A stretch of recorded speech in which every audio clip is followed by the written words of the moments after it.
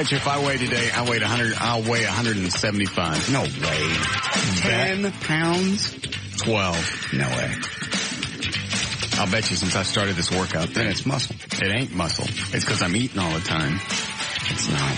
You gained a single ounce of fat. They know better than to let you do that.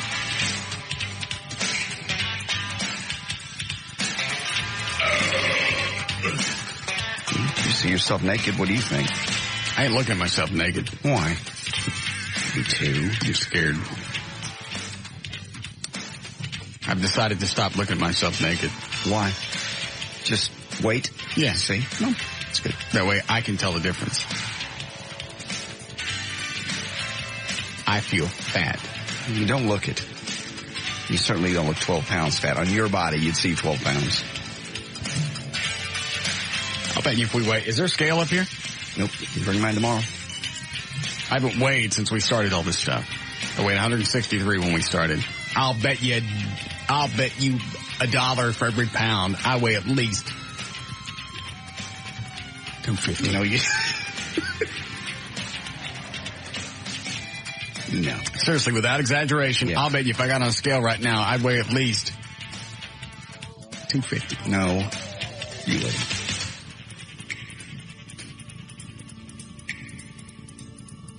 Look at my jowls. You don't have jowls. You look the same as you've always looked. Lean. You're pulling them down. Yeah. All right, we'll see. All I know is today is the, 20-something? 5th? 27th. 27th. They've got 5 weeks to finish up with me. Right. And I haven't seen any paperwork from LeBaire, so I don't know if they booked person 1 for Saturday night, October 4th. I'm sure they have. They've had, what is today, Wednesday? Correct. Yeah, they've had 3 days to get it to me. You seen anything? I haven't. I ain't seen nothing. Try to have them fax it over. Whatever. All right. Did you get my email about the car? Yes.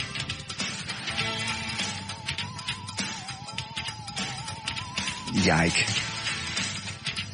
I'm guessing it'll be ready by Saturday for when I take it out to, where am I taking it?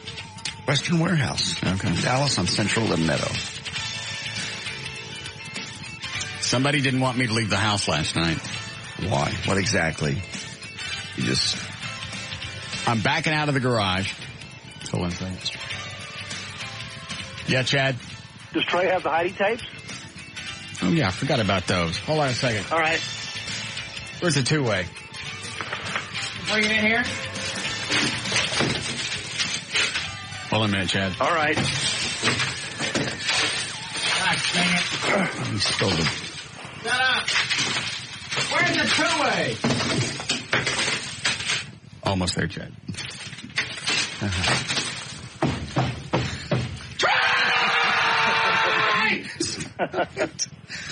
You're going to blow your voice.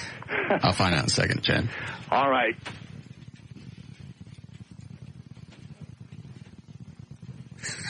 Where are the Heidi tapes? They are on their way via FedEx. They were put in FedEx at 7:30 last night. Then they should be here. No, they're like we'll have them. They're set to be here by 10 a.m. tomorrow morning. Heidi Fleiss, said we would have them today. I talked to Alyssa, her assistant. Her assistant seems to be quite the idiot. Yes. But... Don't say it, JD. I won't.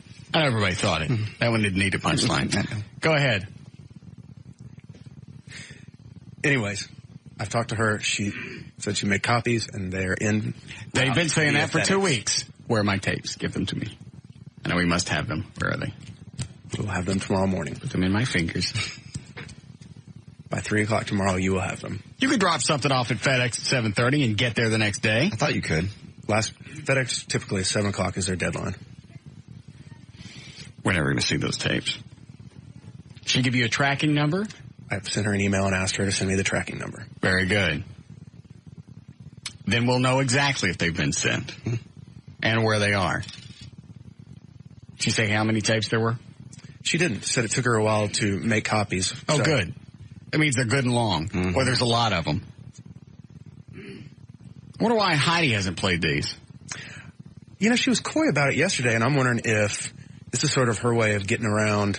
They may have said, hey, we don't want you playing them on your show. She said, fine. Give them to somebody else. Why wouldn't you give them to Celebrity Justice? That's what I don't get. Yeah, you could sell those. Oh, yeah. I wonder if something's up here. You don't smell a stinky? It does sound odd. That she hasn't sent them to anybody else. Offered to sell them. Yeah, she probably could have made a lot of money just to sell those. Yeah. So why would she send them to us for no reason? Not because she likes me. She don't know me. We've had her on the show 3 or 4 times. Well, there may be something because the sentencing hasn't taken place yet that releasing them she may have been ordered not to do it because, in California because of the sentencing. That's a thought. Well, why doesn't she say that? Something just doesn't make any sense. She's got these tapes that everybody wants to hear. Anybody that's familiar with the Heidi Fleiss, Tom Sizemore trial and him putting his cools out on her, people are going to want to hear these. Because if he's that nutty to whack a chick around, his threats are going to be even worse. Yeah. Maybe the order is just in California.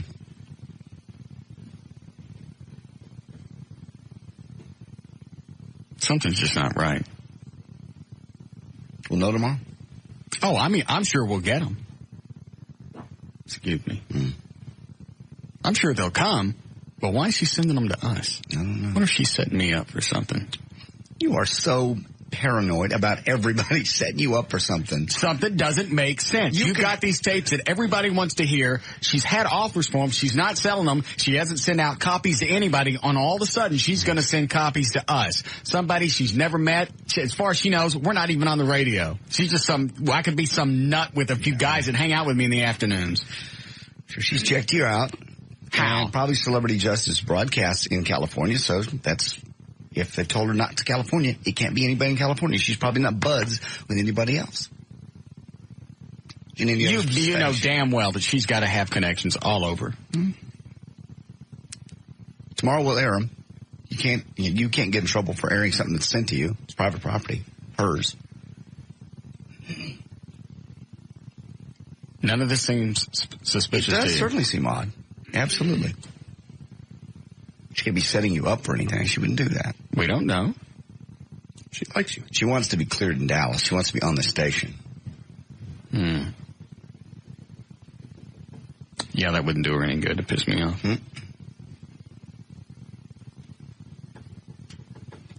All right, we'll see what we get tomorrow. As soon as they come in, do we know what format they're going to be on? I believe they're on cassette. Just regular cassette? Yes. Okay. As soon as they come in, have David transfer those to mini disc. Bleep out the offending words. Would you like an edited copy and an unedited copy, just so you can listen to off air? Yes. Okay. That'll make me laugh. God, I hope she sent all of them. Yeah. Well, her assistant said it took her 2 hours to copy them, so. Well. But. Yes. Because I used to do that a long time ago. You leave messages with chicks. Oh, yeah. And for some reason, when they're getting played back in front of the cops, they sound worse. Yeah. Yeah. So I don't do that anymore. Tell McNeil, God bless him when you go out there. Okay. Help him repack his nose. Never heard anybody sneeze that loud. Me neither.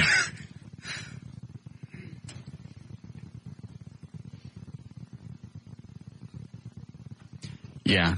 I had a chick call the cops on me once. And played the tapes back? Mm-hmm. Did you get a cease and desist? I mean, not a cease. What is it? Restraining order? They told me to go away. Did they? Yeah. This was May of 1987. Oh. Just off Trinity Mills in Carrollton. Mm-hmm. Actually, it was borderline Dallas. Mm-hmm. Told you they called you on the phone? Who, the cops? Yeah. No. I stopped by her to see her while we were arguing. Ooh. She called the cops then. And you didn't leave before they got there? I didn't believe her. Oh. And then these 2 big burly Dallas cops show up. God. They told me to sit down and be quiet. Did you? Lots.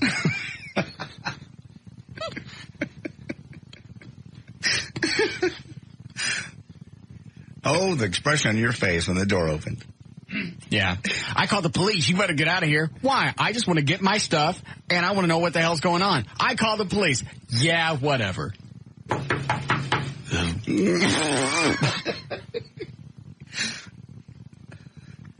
So then she plays the tapes for him. Oh, man. Luckily, Yes. everything I said was in a non-physical threatening fashion. Okay. If you don't get me my stuff back, you wait and see what happens when I tell Diane. Okay. It was a friend of hers. I remember. Yeah, it was A not friend of hers that I you was were- also dating. Yes. You were dating Diane at the time. Right. Banging her best friend. Yes. Yes. And she didn't want Diane to know. Of course not. So the cops are there. I went, this is the way I got out of it. All these messages are going on, and the cops are looking at me, and I went, that's it. It's back to C block. You didn't really say that. No, not to them. Yeah. I was too busy having lots of sit down and shut ups. Yeah.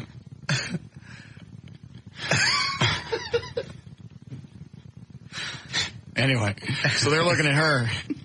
Yes. What? I'm just having a lot to sit down and shut up. I was. I was having a whole bunch of them. In fact, all of them. Then so the cops asked her, what do you want us to do? It's up to you. Do you want us to take him in? You haven't really done anything. No, but I'm in her apartment, and she told me to leave. Oh, okay. So I went, it's okay. Go ahead and let them take me in. I'll call Diane to get me out. Nice. They let me go. Did they? Yeah, I'd just rather have him leave. It's good. I'm full. Of all the sit down and shut up. Yes. I'll be leaving now. Did you get your stuff out? Yeah, I got my stuff. Oh, okay. Oh, man. So, I don't leave messages anymore. That's where I was going with that story. That's why I can't believe he would leave actual threatening messages. I'm going to do this. I'm going to cut off your hands and stick them here. Mm-hmm. I can't decide how to kill you. I'm in a quandary. Yeah. So I stopped leaving messages. Good plan. I don't believe I've ever left any threatening messages. I've left ugly messages. Well, those two. What have you said? Oh, just that time that chick stood me up was on a date. Yeah. What did you say to her that night? I don't want to repeat it. It's really ugly. It's just ugly. Well, what'd you say? Your turn, Michael?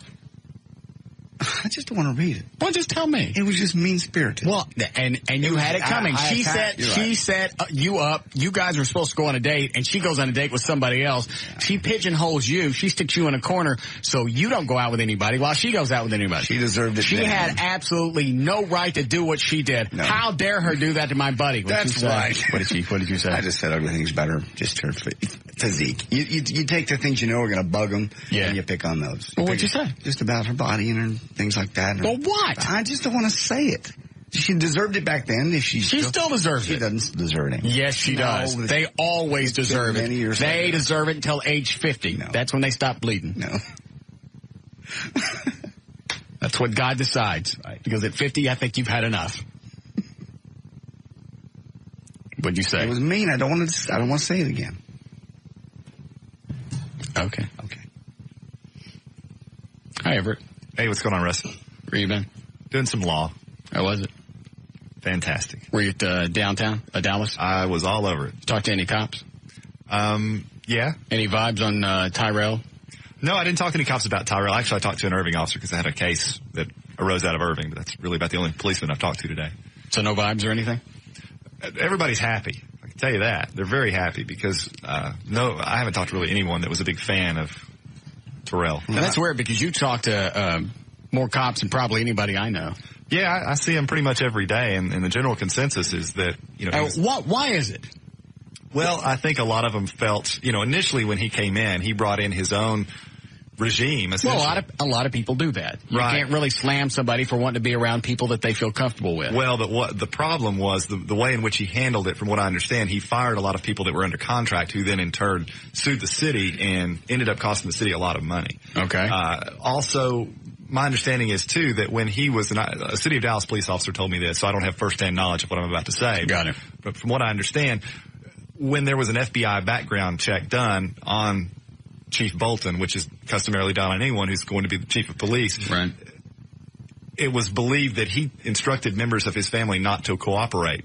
And he ultimately did not obtain an FBI security clearance as a result of that. So you don't know this one for a fact? I do not know that for a fact, but I'm just telling you, these are the different things that I hear from officers when I talk to them. People that, presumably have no reason to tell me untruths. And I've yet to talk to one that liked him. No, I'm with you. I don't know a single one that liked him. Everybody was, just please, what can we do to get this guy out of here? Yeah. So I think in terms of morale, if nothing else, in terms of morale. So why is this a great big race thing then? I think anytime you have anything that's involved with the city of Dallas is by its very nature going to be race oriented. I'll tell you something about how the city of Dallas municipal courts have worked thus far. Those are the judges down there are appointed by the city council. Mm-hmm. And the unwritten rule is, and I'll say this on the air, the unwritten rule is that if someone... Wait a minute, whose unwritten rule? Well, I will, after I say what I'm about to say, I would invite anyone to go and basically trace the judges that are there that are full-time judges now and to go back in time and tell me if this is not more the rule than the exception, what I'm about to say. Okay. I can't wait. Well, basically what it involves... You taunted it very well. Why, thank you. Put on some pasties. How do you know I'm not wearing any already? You're right. Okay. Bottom line... Should you say this off the air first and let me decide if this is going to get us in any trouble? I can if you like. Okay. One moment, please.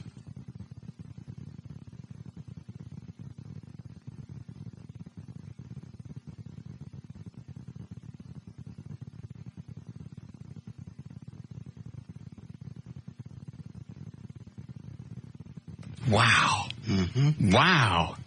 No, don't say that on the air. You sure? Wow. Yeah. Is that real? That's real. Wow. Yeah. I know. I couldn't believe it either. I'm dizzy. Mm-hmm. Tell me again.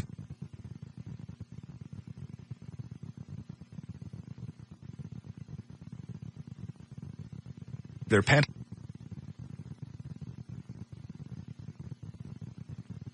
range. Wow. I don't either. I don't know. No, don't say that on the No, you're probably right. O'Malley's in the other room. He's going, what? It's not that big of a deal. A lot of businesses do that. You could say it. Because I don't find it shocking. Well, it's not. It just seems like there's a racial quota. Well, would you rather me say it? Well, you can say it if you like. Go ahead. Well, no. It's not any big deal. My observation has been that when a full-time judge of a particular color and gender leaves, they replace that judge with another judge of the same gender and of the same color. Okay. Well, I think if the goal is to fill those judgeships with the best people, you're right. Then you shouldn't go, okay, we're going to fill it with the best. But that doesn't shock me, though. Well, no, it's not You shocking. see that in business all the time. But this is not business. This is government. I understand that. But you see that everywhere. That's why when you said it, it didn't really faze me. Well, I know, but, I don't care if you have, 5 Czechoslovakians or 5 blacks or 5 whites. Get the most qualified people. Don't sit down with a view toward, in order to please everybody, right, we've got to pick someone who is a white male or a white female or a black male or a black female. Whatever it is that you feel like you have to fill in that position. That's not the way to go about it. I don't think I'm for what is it, where you have to have a specific makeup at each company. Is it EOE? EEO? EIEO? What is it? You know what I'm saying? Yeah, equal opportunity employers. Yes. Right. EEOC. Yeah, that. I don't like anybody telling me I got to have so many Asians or whites or Hispanics or blacks. I want the best people. Right. And you're certainly not going to find that in the medical industry. You're right. They want the best people regardless. If every single heart surgeon is black and they're the best ones, perfect. I couldn't care less. Well, sure. I want the best person in there operating on my brain. Well, and that's my point. And if I miss a couple of gold teeth, so what? Well, nationally, the headlines read, Dallas split on race role in police firing. I don't see how it became a race issue. Nobody, only the black people on the council, and I'm not trying to be racist here, I'm just telling you what I've been watching on the news. The black people on the council are calling it racist, and the white people haven't said anything. I'd like to know what the black officers are saying. Seems like they'd know. I find it really curious. And Benavides is Hispanic. Mm-hmm. So it's not like a white guy fired Bolton. No. Black residents and 4 council members, it says here, voiced their anger today in the big city council meeting. In fact, Laura Lewis even called a break for a while. So Dan's wife? No. I'm sorry. What did I say? Laura Miller. I'm sorry. Laura Miller called a break for a few. Well, Laura Lewis probably did too. Yeah. She called a break in Dan's career. But Laura Miller actually called this. There we go. She's at it again. All right, what did Laura Miller do? She called a break in the council meeting today after everybody stood up. And they started getting loud. Everybody got twisted. Yeah, James, I think it's Fantori, said it's a slap in our face like it's never been slapped before. We won't put up with this anymore. It's not the 1950s. So they have. Was that a colored feller? Yes, it was. All right. Even though saying that, what? You say it so often, I don't even affect me anymore. Is that a colored feller? I don't have anything bad by it. I know. But just yesterday, Bob Hinton, Bolton's attorney, said, we don't want to make this a race issue. Have you heard the quote, Everett? No. Did you keep it from yesterday? I believe that's it. Cuts 5 and 6? Yes. All right. I'm not positive, but I think. All right. He has a plan. That's the wrong button. There we go. This is from the press conference yesterday when Bolton announced that he had been fired. I see. Okay. If these are the right cuts, it's his attorney. Listen to what he says each time. Okay. JD caught this. No, I don't see that. I don't see a racial issue here at all. I just see that there is a situation where a very fine man has been treated unfairly. And I certainly hope, and Chief Bolton, above all, hopes that this does not break down to any kind of a racial thing, because it's not. Okay. What did he say? Well, what did he say? He said it's not a racial thing. Okay. That's the message that you got. That's what he is saying. Okay. Those are his words. Exactly. You ready? Yes. Ready for some more of his words? Absolutely. A minute and a half later. Okay. The issue here is, I believe that if he had not been an African American, he'd be the chief of police here. Play that first part again. I must have played it 4 or 5 times yesterday. I don't understand how you could go from point A to point B and not... And if you'll hear the reporters in the background, nobody went, hey! They went off on something else. Listen. The issue here is, I believe that if he had not been an African American, he'd be the chief of police here. No, there is nothing true about that at all. You'll have to ask Laura Miller. No follow-up, no nothing. Mm-hmm. They ain't paying attention to what he's saying. No. Not racial. He got fired because he's a colored filler. Which is it? That's exactly what he said. Exactly. Hold on a second.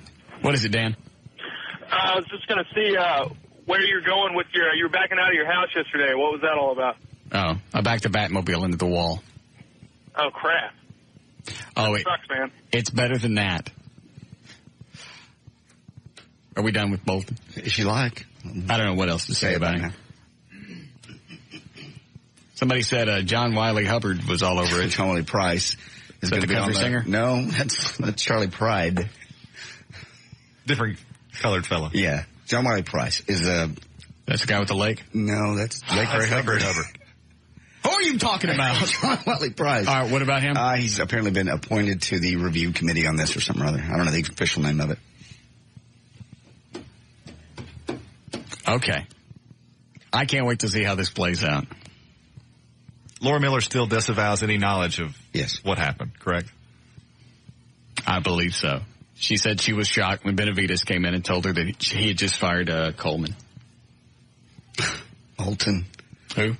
Bolton. That was the chief. I got it. Okay.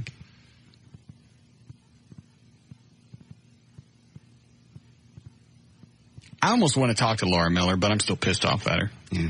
Well, you know what she's going to say. She's not going to give you any scoop. She might. She's going to say, At one point, she liked me, and she looked like she was warming up. She'd tell me anything. Then you sang a little song to her. And I did that. First of all, that was a love song, and we don't know what she smells like in the summer, so I could be right. You didn't need to say it, regardless.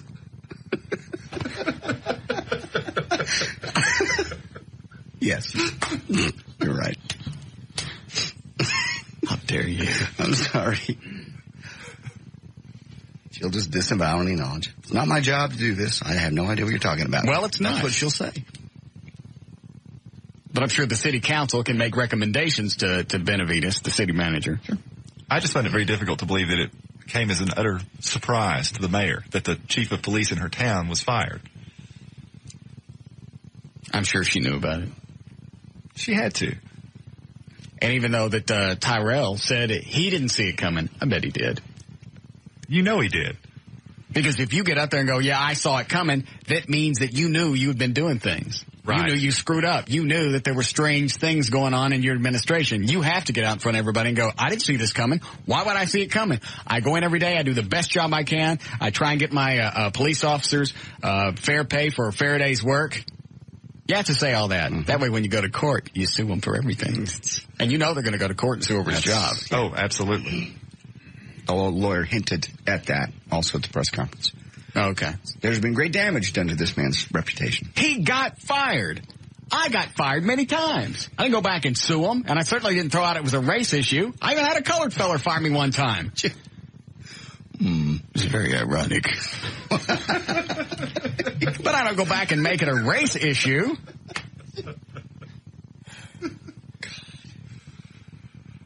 Okay. And you know what? We could still be wrong. It could be a race issue. They could have fired it. I don't know how. I don't see because you know sooner or later you're going to have to justify. You can't just go in and go, I don't like this guy because he's black. Get him out of here. Because you know sooner or later there's going to be an investigation. People are going to look into it. You're going to have to prove. You're going to have some kind of reason why you got rid of him. Well, there's a built-in reason if they want to utilize it. Don't say it. What? Oh, never mind. Don't. I thought you were going to say something. No, not that. All right, go ahead. What's the other reason? Well, the crime statistics that came out a couple of weeks ago, Dallas.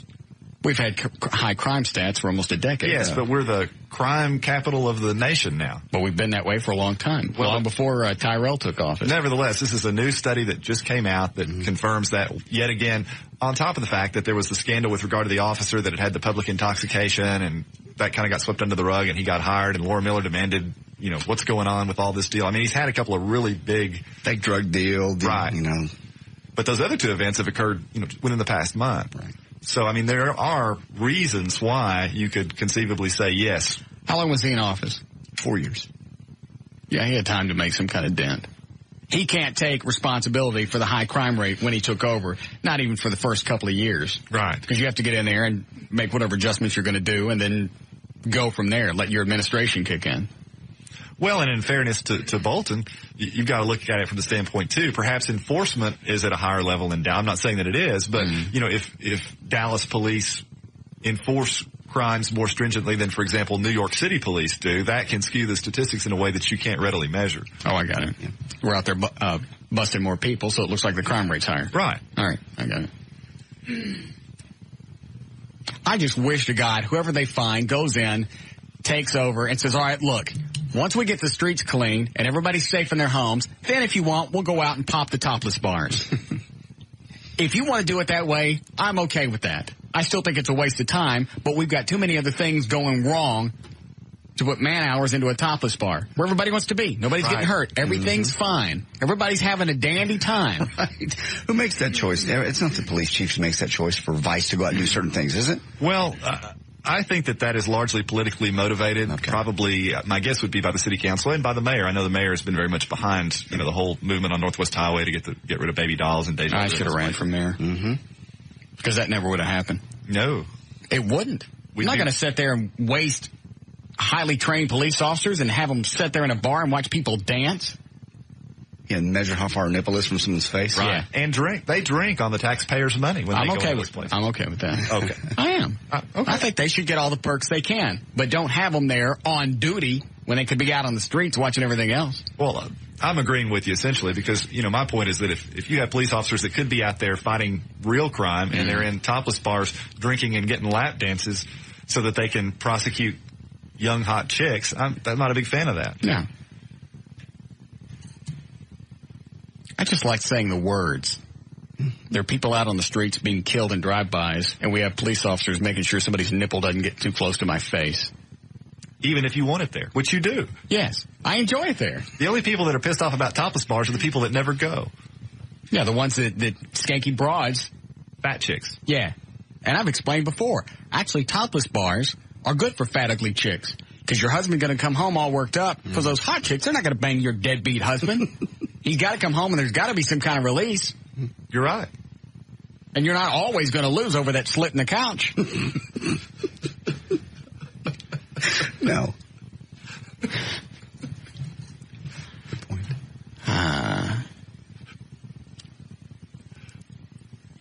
Cops should be in strip club? You're kidding. Okay. Line 5. How we doing, Eddie? Close. Go ahead, Josh. All right, brother, how much prostitution goes on in those places, and how many drugs are in those places? I don't know, but you better have an answer. I figured. Thank you. Thanks for calling, Trey. Never throw out something like that unless you got an answer. Because I can say anything that I want, and you got no comeback. Don't waste my time. Think these things out. I don't know how much prostitution goes on. As far as I know, none. And you better know the opposite before you think you're going to win this argument. Well, if you think closing down topless bars is going to put an end to prostitution, I don't have a problem with prostitution either. Some guy wants to screw somebody else and you want to exchange cash, if that's the biggest thing, what do I care? I couldn't care less. Everybody gets AIDS and dies? Fine. I'm not going to go out and have sex with a prostitute. Clean it up and tax it. And they never will here, but, works in other countries. Or works in another state. Works in Nevada. Yeah, good point. No, because it hurts our image that we allow prostitution. I realize that. It would never, at least in our lifetime, won't happen here. No. All right. Are you pointing at the thing to break? Yeah. All right. You want to hear the Batmobile? Did I tell the whole story yet? Not all of it. Oh. Yeah, it didn't stop with me backing into the corner of the garage. What else?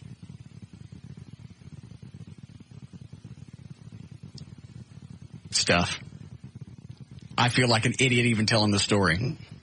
Accidents happen, and that's a huge car to back up. But this was 2 accidents in the course of like 4 minutes. Oh.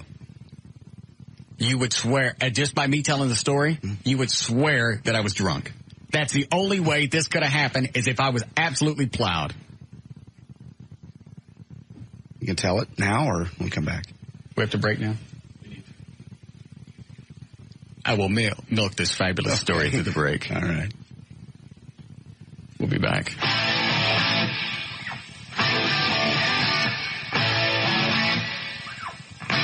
We'll be back with the Russ Martin Show.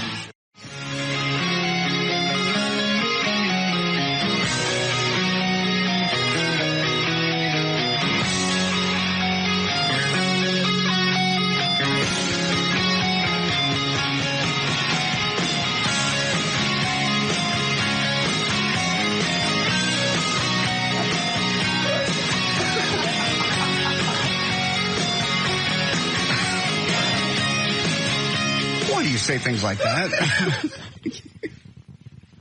I don't even know what you're talking about. It's funny.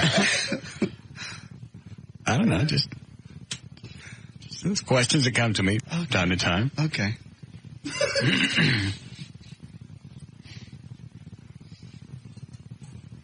Do you think she does? Yeah. No.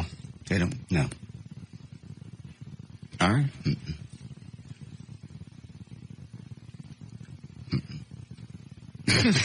I don't even think I can rephrase it for air. No.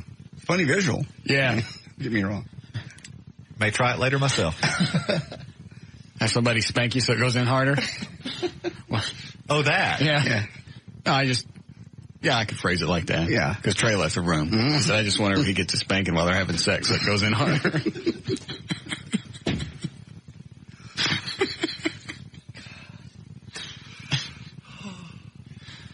Sorry, it was just a visual to me. Yes, it's good. Thank you. All right. Yeah, Brandon? Yeah, I was wanting to know if y'all was going to shoot Trey out of the cannon today. That's a beautiful day. Yes, it is. Thank you. The weather report. Nice cannon firing day. That sewer pipe's cracked, right? All the way down. I went through it, even on the inside, and the wadding didn't come out. I mean, it just split from right where we welded the other piece on, or the piece that was welded together put on. There's no way to fix that pipe? I don't believe so. Because what is that? Just great big thick PVC? Same Pretty basic? much, yeah, basic stuff. All right.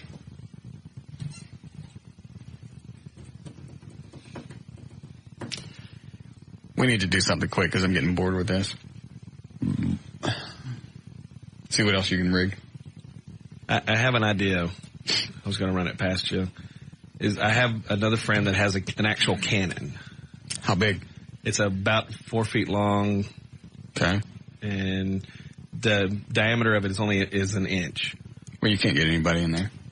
What I can do is I can weld a flat piece of metal to a pipe that's an inch, stick it in there, strap Trey to the flat piece of metal. Oh, like on a chair? Like on a chair, and shoot him.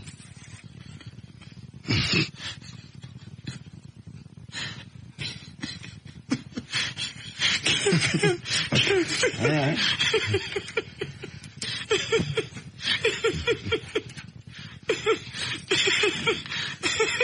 Okay. Right. Okay. He just wrote yes.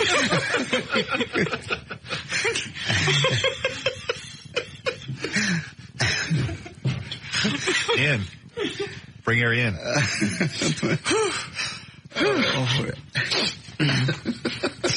Yes. Okay. How long will that take? I have to pick up the cannon Friday. He let me borrow a little mortar today to play with if we wanted to play with it. And then Friday... What kind of mortar? It's like they used to mount on boats. It's just a little short cannon, and you can load it with black powder and shoot anything out of it. Oh, mortar is a miniature cannon? Yeah. I didn't know that. Okay. But you could do the other thing with the chair stuck inside the cannon? Oh, absolutely.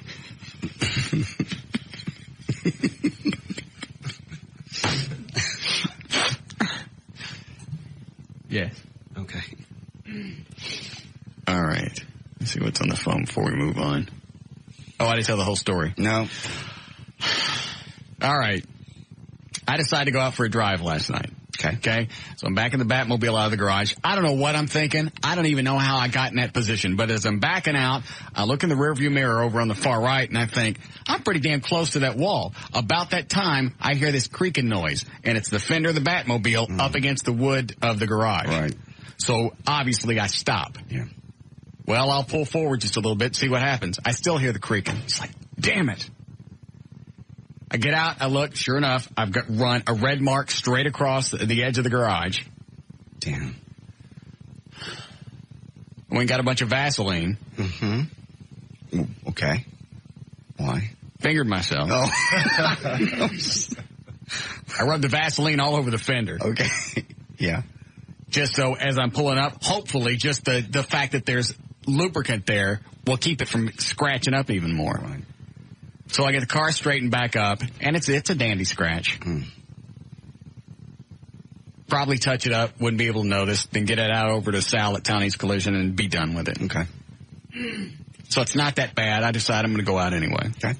So now I'm backing straight out, and I'm keeping an eye on the garage on the far right, and I'm cutting the wheel. This time, I catch the front right, the front left of the Batmobile next to the Firebird. No. You hit the Firebird? Yes. Oh. Jesus. So now I got two cars dinged up, and I did it all in the course of about 5 minutes. Oh, God. Wow. You're pretty happy about that. Spinning? I'm surprised God didn't split me in half. For just everything I said. Oh, man. I couldn't believe it. It's like, what kind of idiot is driving this car? What the hell is going on? How could I do that? I've been in and out of that garage with either the number 1 or number 2 Batmobile for 8 months. I ain't never hit anything, and all of a sudden I hit 2 things in one night. I called Vance over at the machine place, competition machine. Oh, okay. And I'm telling him, and he goes, dude, somebody don't want you to leave that house. Yeah? What are the chances of that happening? I can't even imagine. You can go out right now and look at the right rear fender. Okay. Right behind the right front tire. Yeah. Right rear tire. Just go look at the right side of the Firebird, and you see where I hit it? Damn. Dented the car, knocked out the taillight. Oh, man. Good. Well, I didn't have to be going fast. Just you got, the Batmobile that's got to weigh at least 4,500 pounds. And you're cruising, you're backing out, even backing out slow, and I'm watching the right side instead of the left, right into the car. So now, both Batmobiles are over at Townie's Collision. Gotcha. Sal has a matching set. Mm-hmm. I think it can be fixed by the time I got to go to this Western Warehouse thing on Saturday. So that's what I did last night. Have they fixed the one that I dinged? Not yet. Sorry. But he's doing some extra stuff for me on that one. Okay. Your part's done. Thank you. Good. But not paid for. I told you. Tell me the amount. All right, check today. I'll have it when it all comes back. Okay. All right, you ready for... We didn't even start news, did we? Okay. You ready to start? Sure. Okay. All right, did you do a legal ID? Straight up 4 o'clock at KLLI, Dallas, Fort Worth, Texas. J.D. Ryan is on Live 105. Thank you, Russ. Brought to us this time by Home Depot and by Miller Brewing. Home Depot is more than a store. Now it's an opportunity to get appliances. Hurry in. Now through September 1st, you can get special buys on appliances at the Home Depot. See store for details. This hour of the Russ Martin Show is brought to you in part by Miller Lite. And it's also by Hiley Mazda Volkswagen. See Eddie there in conjunction with Service King Repair Centers on Saturday. That's at 1400 Tech Center Parkway, I-20 Collins in Arlington, 3 to 5. And Russ Martin will be at Western Warehouse, Central and Royal location from 11 to 1. Come out, check out the Batmobile in its new form. You get free food, and you get your picture with the Batmobile, and the all donations will benefit the Russ Martin Show Listeners Foundation Fund. All right, Wednesday, August 27th, 2003. Daryl Dragon from Captain and Tennille, 61 today. Pee Wee Herman turns 51. Downtown Julia Brown is 40, former MTV DJ. Is she only 40? Yeah. She looks bad. Yeah. Because she was on that I'm a Celebrity, Get Me Out of Here, wasn't she? I didn't see it. Was she? Yes, she was. She didn't look good at all. Yeah. Well, women at 40 and think how hard her life's been. Yeah, but black women seem to age better. That's true. They do. Harry Reams is 56, the male star of Deep Throat, and Barbara Bach. Are you ready? Barbara Bach. No, don't. Skip it. That's the wife of Ringo Starr. I know who it is. Just skip it. I don't want to know how old she is. Okay. It's going to ruin that. Yeah. Would. Is she 60? 56. Oh. Just as bad. All right. Texas Senate Democrats who stymied Republican redistricting plans by fleeing to New Mexico may not be returning home anytime soon, despite running down the clock on the special session. The 30-day limit on the latest session expired yesterday, and the Texas Republican Governor Rick Perry said he was prepared to call yet another special session to get it resolved. If they re-enter Texas, the 11 Senate Democrats now in Albuquerque say they feared being arrested and hauled back to the Capitol should Perry start another session. More news on the murdered priest, John Gagan. And now they're afraid of getting hauled back and arrested. Yeah, because they know they're doing wrong. All right, Everett. Absolutely incorrect, Russ. Why are they worried about being arrested? Because the system is flawed. System's not flawed. They've broken the law. They can get arrested. That means they've done something wrong. No. They don't get arrested for no reason. Don't be absurd. You're misperceiving the situation. You have to look at the bigger picture. I don't care what the bigger picture is. They was commanded to come back, and they're not doing it. You can't have a system in which there is no right of redress. I guess you can. We have one, don't we? Well, no, because they're doing the only thing they can do. And it's against the law. The law is flawed. To make any difference, the law is the law. This law is flawed, and this is their only form of redress. And they're breaking the law. What law are they breaking? The one that where you said... you better have something for me. Where you said redress can't... Don't use my stuff against me. First of all, I don't have to have information to back up my argument. Ask Brumley. I made him cry yesterday. What'd you do? He called me up and he goes, I heard you don't like the Beatles. What? And that made him cry? I must have said on the air that I couldn't stand the Beatles. Yeah, I think you did. And he went off. It took me 20 minutes to get him off the phone. Because he went from the Beatles to how Bob Dylan is a genius. I went, you know what, I'm sorry, but you asked for it. I'm not going to get sucked into your little stupid argument. First of all, you called me. Bob Dylan's an idiot. The Beatles are idiots. Well, they had an influence on all music. No, they didn't. How could you say that? I can say it because I don't have to prove it. That's true. Well, that's the way you argue on the air. I'm not getting sucked into your argument style. Right. I went, yes, you are. That's when Russ knows he has you. Yes. When you go, I won't do this with you. I swear to God, it was 20 minutes later. He's trying to throw out all the different things that Bob Dylan has done and who he influenced and how he changed the face of rock. Mm-hmm. He got off the phone pissed off. I thought he was going to cry. God, leave him alone. He called me at home. I'm minding my own business. Tumor or no, he asked for it. Just agree with the man. I'm not going to agree with him, especially about Bob Dylan. Well, you got a point. I can't think of anything that I could say that Bob Dylan was credited for. No. Great. You can't understand his lyrics. He's ugly. His kid's an idiot. Okay. The Beatles. They were pretty big, you got to admit. That was in the 60s. That's when there was no competition. Okay. Look at the rest of the music. One-eyed, flying, purple people eater. Itsy bitsy teeny weeny yellow polka dot bikini. Yes. Well, I think that's part of what made them such a big deal, though. Why there was no competition, because they were. It's like us in the afternoons. It's like us in the afternoons. We're the Beatles. Mm-hmm. There's nothing else in the afternoons. That's why it's so easy to win. There's nothing else on in the afternoons. We won in the morning too. There's everything's in the morning. Well, that was a freak. That was an accident. Freak? Yes, it was. For 2 years at the Eagle and for a year here, it was a freak. Yes. Okay. My misunderstanding of the rating system, then. My bad. Okay. Glad I could explain it to you. Thank you. I swear to God, you call it. Do you know Brumley's number? I get it. Oh, don't do this to him. Why? Well, now you're calling him, agitating him. He's got enough going on.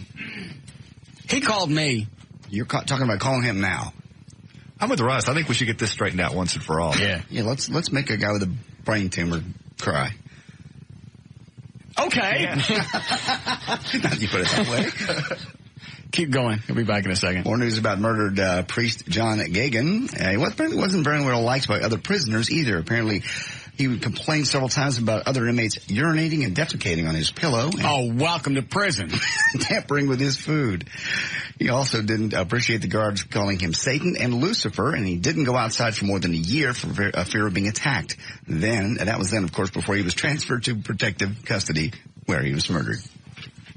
Good. Yeah. I have no qualms about that. I couldn't care less. I don't care why that guy in prison killed him. You molest kids, you rape women, you get killed. I don't care. I think you're right. It's prison justice. It is. There's no for the wrong reason. There's no rehabilitation for rapists or child molesters. How dare you do that to another human being? You want to molest something, do it to yourself. You deserve anything you get in prison. Yeah. You get crapped on all the time in prison.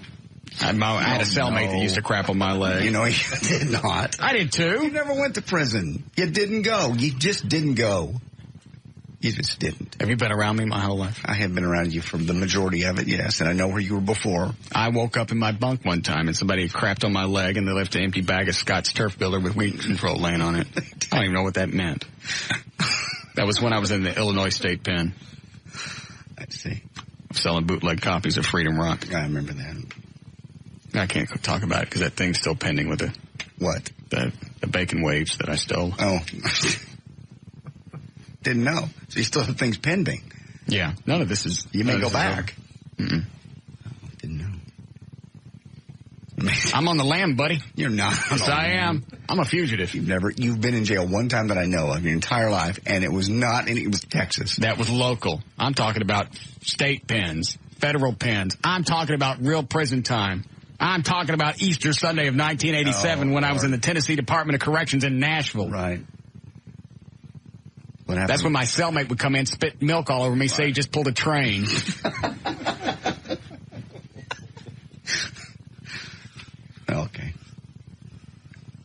Once again, I got busted. You'd think I'd learn about transporting things over state lines. Oh, what'd you do this time? I was shipping Darren's dance group videos. Oh, yes. Those copper tongue scrapers. Mm-hmm. The Body by Jake ab rockers. Very popular items. I got to stop by a damn trooper. Yeah. Bastards. Those guys are mean. I've heard. Can't suck your way out of nothing. Nope. Workers.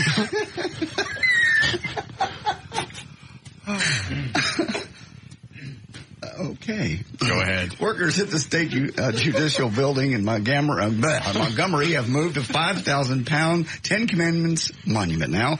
Oh, it's moved. It's gone. They spent much of the morning figuring out how to lift it and then where to put it. Let's see. An official with one of the groups protesting the move said he was told the monument would be placed in just a different location in the same building. As the monument was being moved from the rotunda, dozens of protesters continued on the steps outside praying and kneeling. Are these the ones that were laying on the ground? Yes. How do these people have the time to do that? I have no idea. Never have been able to figure out protesters. Yeah, because most people work during the day. Have a job doing something. Sure. You got to pay rent. You can't just look at, I could see me going to McNeil going, hey, I can't come in for 3 or 4 days because I got to go lay on the concrete in front of the state capitol. I hope that's okay. See you. Of course, you got to figure people that are doing that probably aren't terribly employable to begin with. Yeah. Yeah, you're right. It's like move it. I don't care what you do with it. You're going to waste the time. Look at all the time they've wasted doing it. Just get it out of there. Mm-hmm. It's not going to change anything. It's not going to make the Bible less valid. It's not going to weaken anybody's beliefs. If it's not there, it's not there. If it is there, just don't look at it. Not like it's a great big donkey dong and you got to stare at it. No, it's not. You don't have to stop and read it. I don't understand where the offending nature comes from. Well, because it's the promotion of religion and separation of church and state being what it is. It's unlawful. It's one thing. All right, so can I not have statues of Greek figures? Well, you could because you're not. I'm talking about like on the state capitol of Greek figures. I think that would be a little bit more tenuous because there's certainly an argument that that's not necessarily a religious artifact. Clearly, if you have the Ten Commandments, I believe that some people believe it is. There's religious association. Yes, sure. Well, and you're right, but I think if you look at the two different items, clearly the two are distinguishable because on the one hand, a statue could just be construed as a statute. There's nothing inherent in a statute that promotes religion unless you look deeper. Why is it you can't just look at this thing of the Ten Commandments and just call it art and be done with it? Well, because clearly art can have text. It can. And it was a piece of artwork. That's absolutely true. But it's put there under the auspices of the state, and it tends to promote a religion to the exclusion of others, and that is forbidden by the Constitution. Now, if he were to move it into his chambers, that would be another matter. Why would that be another matter? It's still state property. Well, because location makes a difference. If it's in the rotunda where it's being publicly displayed and everyone can see it, think about it. It has more of an element of promotion than it does if it's just something that he has in his own private office. That's construed to be more of his personal effects. For example, if you had a Bible you can carry it even a little bit farther. If you had a Bible in your desk drawer, well, clearly that's not the state promoting religion. That's your own Bible. In much the same way that statue. What if it's on my desk where somebody else could see it who doesn't believe in the Bible? That I think would be fine, or certainly significantly more permissible than having it in the rotunda. It's just the whole thing. The absurdity. It almost doesn't seem to have limits anymore. No. Just by I can look at something that I don't have to look at and be offended. I could walk right past that thing and not know it's there and not give it a second thought. But just because somebody might see it and be offended, it's got to go. Well, but understand this country was founded on principles of freedom of religion, among other things, and freedom of religion involves the state maintaining separation from governmental function and any particular form of religion, whether it be Christianity, Buddhism, or what have you.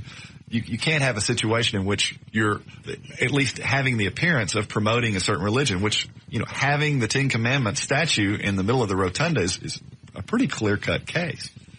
How do we get away with In God We Trust on the money? That's a good question. Okay.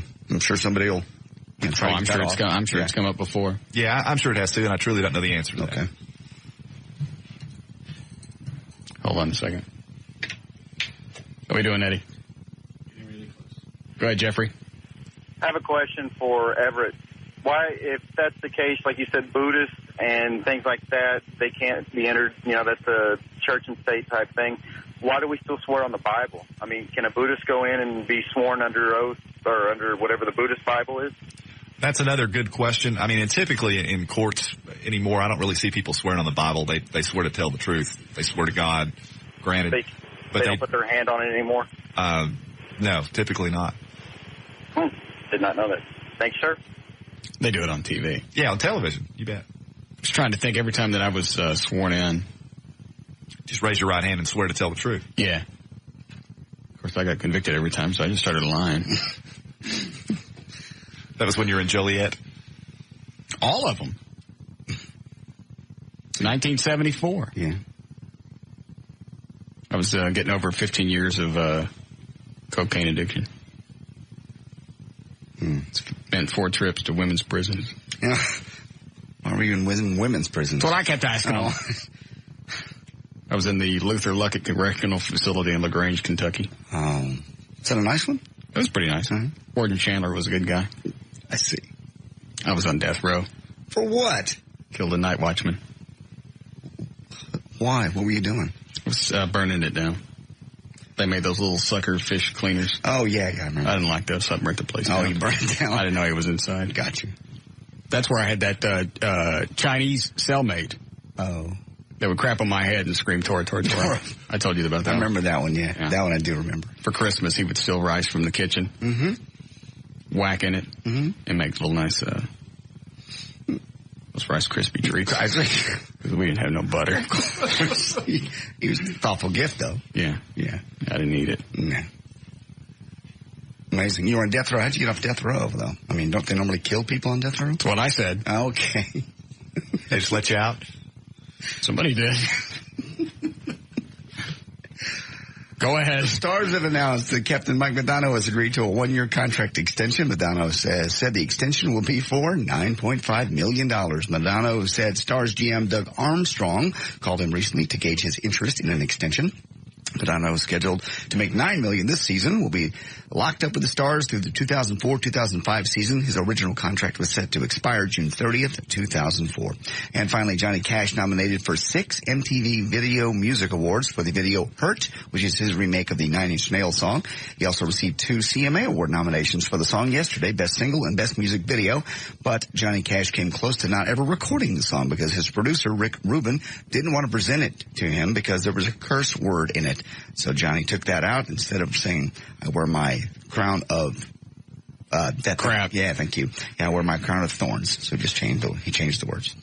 There's news. You could have said crap with thorns in it, because sometimes I have those. No. No. There's news and information brought to us by the End of Summer Spank. It's Saturday at Sneaky Pete's on Lake Louisville. I'll be out there along with lots of other folks in the Cigar Show broadcasting live. I'm J.D. Ryan, live 105.3, Talk That Rocks, Texas.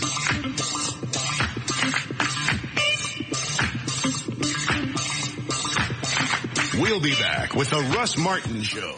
He's apparently driving on the rims. Meanwhile, he is going towards... There's a car chase over here right by the radio station. I'm going to go outside and watch it. Okay. I'm sorry, we didn't say some information. We're kind of working.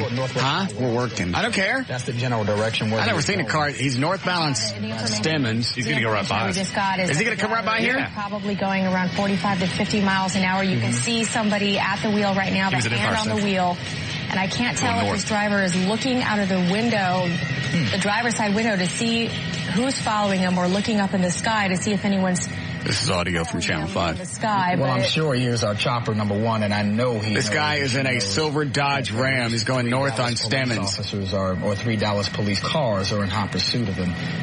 You know, as I don't know the cross street. If anybody sees him, call me. Particularly, we see them in Los Angeles. We see him here too. He ain't got no left rear tire. No, not at all. Do we know what he did yet? So he's a robbery suspect. Not to excite or upset the driver. Somebody held him up? That they don't get overly Somehow excited and get into a situation where they go into a neighborhood, a heavily populated street, maybe a marketplace, anywhere where there might be a lot of people.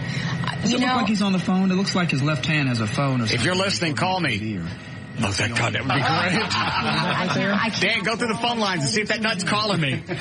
But it appears that if he does have something in his hand, it does look like he is on the phone. We don't know that for sure, but he is holding something up to his ear. Right. And you can see that rear left tire now. How the hell do you go that fast with no tire? Amazing. Go much farther than Interestingly enough, and he was going the wrong way on Stemmons earlier. Yeah, he was going southbound in the northbound lane and then turn around. Did he just turn towards our street? 12. Yeah. He's going, I'm sorry, what direction is he going? He's going eastbound now. Come this way. Okay, he's going eastbound right now, and as you can see, okay, near Bachman Lake, we're hearing that the area that he is right now is near Bachman Lake. Oh, he's on Northwest Highway. Yeah, he's on Northwest, just past Story. Left tire like that, but you never know. You know what else? I've been waiting for that. Yeah. I've been waiting for some sort of interruption in his travel because it appears he's traveling on the rim, but how come ain't nobody shooting at him? She is quite honestly moving rather fast. I don't think they do that. I saw it on Adam 12. Left rear tire being in the condition that it is, which now looks like that's a show. So, real you life. see the police cruisers keeping right on his tail. We're hearing he's headed towards Harry Hines right now. And just a few seconds ago, we saw another helicopter in the shot. That's the police helicopter unit there in the air. So Dallas police. I just want to watch him wreck out. Oh yeah. Well, so not only does he have our chopper on him, he's got the Dallas police chopper. Well, first, he's got several patrol. where are they going to take him, Everett? Loose there at Justice Center. He might as well just head that way. Yeah. Speeding by these cars right now. And it's obvious that the drivers of those... He's just now past where Caligula used to be. I missed that place. Get out of the way as they see this erratic driver. Oh, now he's going... Now it appears he's going the wrong way. Now he's on the wrong side of the road again. He was driving the wrong way for a few seconds there. He just did that on Stemmons Freeway. And now he's just... I want to see the cops get out and beat his ass, because you know they will. The residential area. Yeah, which isn't good news for police, but we hear now he's headed north. Oh, the Channel 5 helicopter is losing. They can't get close anymore. He's driving all over the place. He's going off of curbs and sidewalks. He's just screeching around corners. Now you see 4 patrol cars and the police. Damn, we need to stop and do traffic, but I want to watch this. Yeah, it's pretty exciting. At this point, It's probably not for the listeners. No, but we like it. Yeah. Oh, he almost got hit there. The Webb Chapel extension going northbound. You can't find him on the phone, Dan? We'll get the rest of the idiots off there that want to talk about government and religion. I got no time for that. It's a nutbag in a Dodge Ram. Right. Then we get the information and share it with you all. He makes another turn, or she makes another turn onto another. Makes you wonder why they keep going. He knows sooner or later he's going to get stopped. He can't get away from him. He's missing a tire. Well, this guy's clearly desperate. I mean, this is a man who's willing to go the wrong way on Stemmons at 4:30 in the afternoon on a weekday. You're right. Cars, police cruisers. If he's a robbery suspect, he probably knows he's looking at serious time. As though he definitely is slowing down through this residential area. Now there's a bunch of tree coverage we can't say. Oh, cops are out. Get him. No, he's out. Oh, he got, you pussy! You pussy! He got out and just laid down flat on the ground and held his arms out. Damn. No sport in that. No. Yeah, it's hard. Wait, you're going to jump out, though, after a police chase. I'd stay away from the trees so the helicopters could see. Yeah, you can't see him right now. They never get away from a police chase. He immediately opened the door. He is now in custody. I almost have to wonder if he saw that large tree and thought, gee, they can't see me from the helicopter's view, so let me surrender here. Well, no, that's not what he thought. You never surrender where the helicopters can't see you, because that's where hematomas happen. Idiot. Yes. Well, that's a rip. Sorry. All right. We got to do traffic. Hi, Gail. Hi there. How exciting. Yeah. That was some big, dumb, stupid head. Last week, there was a chase in Los Angeles, and they had it on for hours. They were chasing this guy for about 4 hours, and it was a low-speed chase, and basically he was in the same 5 or 6 block area the whole time, and then he got onto the freeway a little bit. They flattened his tires with those spike things. Right. And they had a helicopter watching him. And he was all over. I mean, he'd almost come to a stop. And he was looking in the back seat, looking under the seats, digging for something. And they kept speculating, well, perhaps he's looking for a gun, or because it was a stolen car. Mm-hmm. And I bet she didn't have a good ending to the story. Then you see a flash of light, like a lighter. I thought, he's looking for his cigarettes. Then the idiot was looking for either his cigarettes or the lighter. He lights it up. Then he finally gets out of the car, lays on the ground, and he's still smoking his cigarette while the cops are coming up to surround him. He's an idiot. But that's what he was looking for that whole time, so he could smoke. Guess he was having a nicotine fit. Quit. What? I guess. Well, okay, here's the other thing. What? If you don't get your Heidi Fleiss tapes, I'll give you some from my ex, because they're just as good. Are they really? Oh, yeah. He threatened to kill you, too? Oh, heavens, yes. He did it on the radio one time when I was doing my show. On Cliff? Yep. Yep. What did he say? Well, I had my friend Kathy Rainbow, the dream person, on. Yeah. And he called up, he used his father's name, and said that he was having a reoccurring dream that was pretty morbid, and he didn't know if he should get into it. And she didn't know it was him. And she said, oh, sure, go ahead. And it was about chopping up his ex-wife and her current husband and child. Was this about the time that I spent the night with you guys one night? Yeah. Okay. I slept on the couch with a gun because they were afraid. Tim, her husband, he couldn't sleep because they were afraid Gail's ex-husband was going to come through the window and kill everybody in the house. Man. Yeah, he was pretty much the stalker. Wow.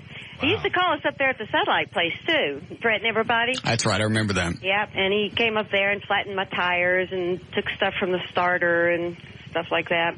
Where is he now? I have no idea. I really don't know. Why is it he never got locked up for any of this? He did. He got locked up for the one on the radio thing because there was a protective order. And protective orders have more teeth in them, from what I understand, than a restraining order. Yeah, that's true. They're criminal sanctions. Means, there was physical abuse involved. So, of course, none of them really do a whole lot of good if somebody's that crazy. Well, but he still got locked up for a while. Yeah, for a few days and fined and stuff. I mean, he wasn't in there for, I think, just the weekend because he violated that stuff. But if you need some nasty old tapes that you'll have to bleep out things. I'd love to hear those. Yeah. There's nothing better than maniacal exes. Oh, maniacal. What a perfect word for it. Did he ever put out his cools on you? No, he didn't. No. He broke almost all of our glass dishes, though, and glass shelves on our furniture, and plants. He threw lots of plants. I mean, he turned the living room into a landfill at times. It was a mess. He ever hit you? Oh, yeah. Did he really? Yeah, he did. How many times? 1, 2, 3, 4. Nah, I don't know how many times. Not, excuse me, not that many times. Okay. Well, I'm sorry to hear that. Well, I've got myself into a stupid situation for being stupid, but sometimes being stupid still doesn't mean that you deserve to get whacked around. Well, but I think it all worked out. I mean, it happened because it's supposed to, and I was on the board of directors for the family place because, you learn this stuff and you show people that you got out of it. And she's keeping me from finishing my candy bar. I know. Yep, that's that. Okay. Okay, you want traffic? Yes. Hey, I heard there was a police chase. Yeah. It's not blocking any traffic now. No. Your traffic brought to you by Tylock Eye and Laser, Jeep dealers, and North Texas Clean Air. All right, your out cue is Solutions Challenge. It's not LASIK, it's Intra-LASIK. Come and discover the Tylock Advantage this Tuesday evening at our free Intra-LASIK seminar at the Tylock Eye Care and Laser Center. Call 972-258-6400 to attend. Get the best values in America during the summer sales drive. See your local Chrysler Jeep dealer. Taking steps to clean our air by carpooling, vanpooling, telecommuting, or biking to work can mean free Texas Rangers or Dallas Cowboy tickets. Log on to tryparkingit.com to learn about the Commute Solutions Challenge. In Farmers Branch on northbound 35 Simmons at Valley View, there's a crash, and that's going to be your heavy side. Westbound Woodall Rogers before 35 Simmons, the right lane block downtown Dallas. And in Irving, this is kind of an ongoing thing, but it's really a problem in the afternoons. Westbound 114 at Walnut Hill, they got road work blocking the left lane. And there's a broken water main downtown Dallas. Main Street between Lamar and Austin shut down both directions. This is also brought to you by Pepsi, Vanilla, and NFL. The season begins Thursday, September 4th. Why, that's your birthday. With yours is October 4th, isn't it? With NFL Kickoff Live presented by Pepsi Vanilla, performances by Britney Spears, Aerosmith, Mary J. Blige, followed by Jets Redskins on ABC. I'm Gail Lightfoot on Live 105.3, the talk that rocks Texas. Thank you, Gail. All right, more isolated storms popping up, some developing just west of Fort Worth, actually moving to the northeast today. 73 for the low, more rain may be possible tomorrow, 97 for the highest, 97 degrees currently. Live 105.3, the talk that rocks Texas. All right, Trey showed me the FedEx tracking thing, and looks like it left California this morning, Century City. And it said estimated time of arrival here is 10:30 tomorrow. Excellent. So we'll assume that's what's coming. I won't believe it until I see him. Immediately when they come in, get them to David Stone, have him transfer them to some kind of digital format, bleep out whatever needs to be bleeped out, we're ready to go. What are you talking about? The Tom Sizemore tapes. Oh. Where he threatened Heidi Fleiss. Really? Yeah. Excellent. Oh, that's right. You weren't here when we were talking about that. I still think something's weird about it. Why do you say that? She hasn't played them on her show. Okay. She hasn't, according to her, Heidi Fleiss, she hasn't sent them to anybody else. Okay. We don't know her a fast 2 months. All of a sudden, she likes me enough to have me be the first person, if I understand right, to be the first person in the country to have a copy of these tapes. That does sound odd. Thank you. Something's up. Somebody brought up earlier, sentencing isn't until October 2nd, so could there be some restraining order just in California? Well, that was going to be my next question. If perhaps there's some sort of gag order in place that maybe she's not concerned will be violated, or if it is, the judge won't find out. I mean, I don't know. I'm purely speculating. But of all the radio stations in this country, why me? I have no idea. See? Well, her own station is in Carlsbad, but it broadcasts India. It's in California. Yeah. Maybe you're far enough removed that she feels like this would be. Well, why not, somebody else? Why not somebody in Phoenix or New York or whatever? Maybe it's luck of the draw. Maybe she wants to leak it somehow, but she wants to do it with someone who's far enough away yet has a big enough voice that information will be disseminated and your name came up. I mean, I don't know, but that's a possibility. It just seems damn strange. So. Yeah. We'll see what we get tomorrow. Yes. Did you get Brumley's phone number for me, Eddie? Yes. Thank you. Was he home? I didn't get an answer. Oh. That doesn't mean he went home. Well, that's right. It takes him a while.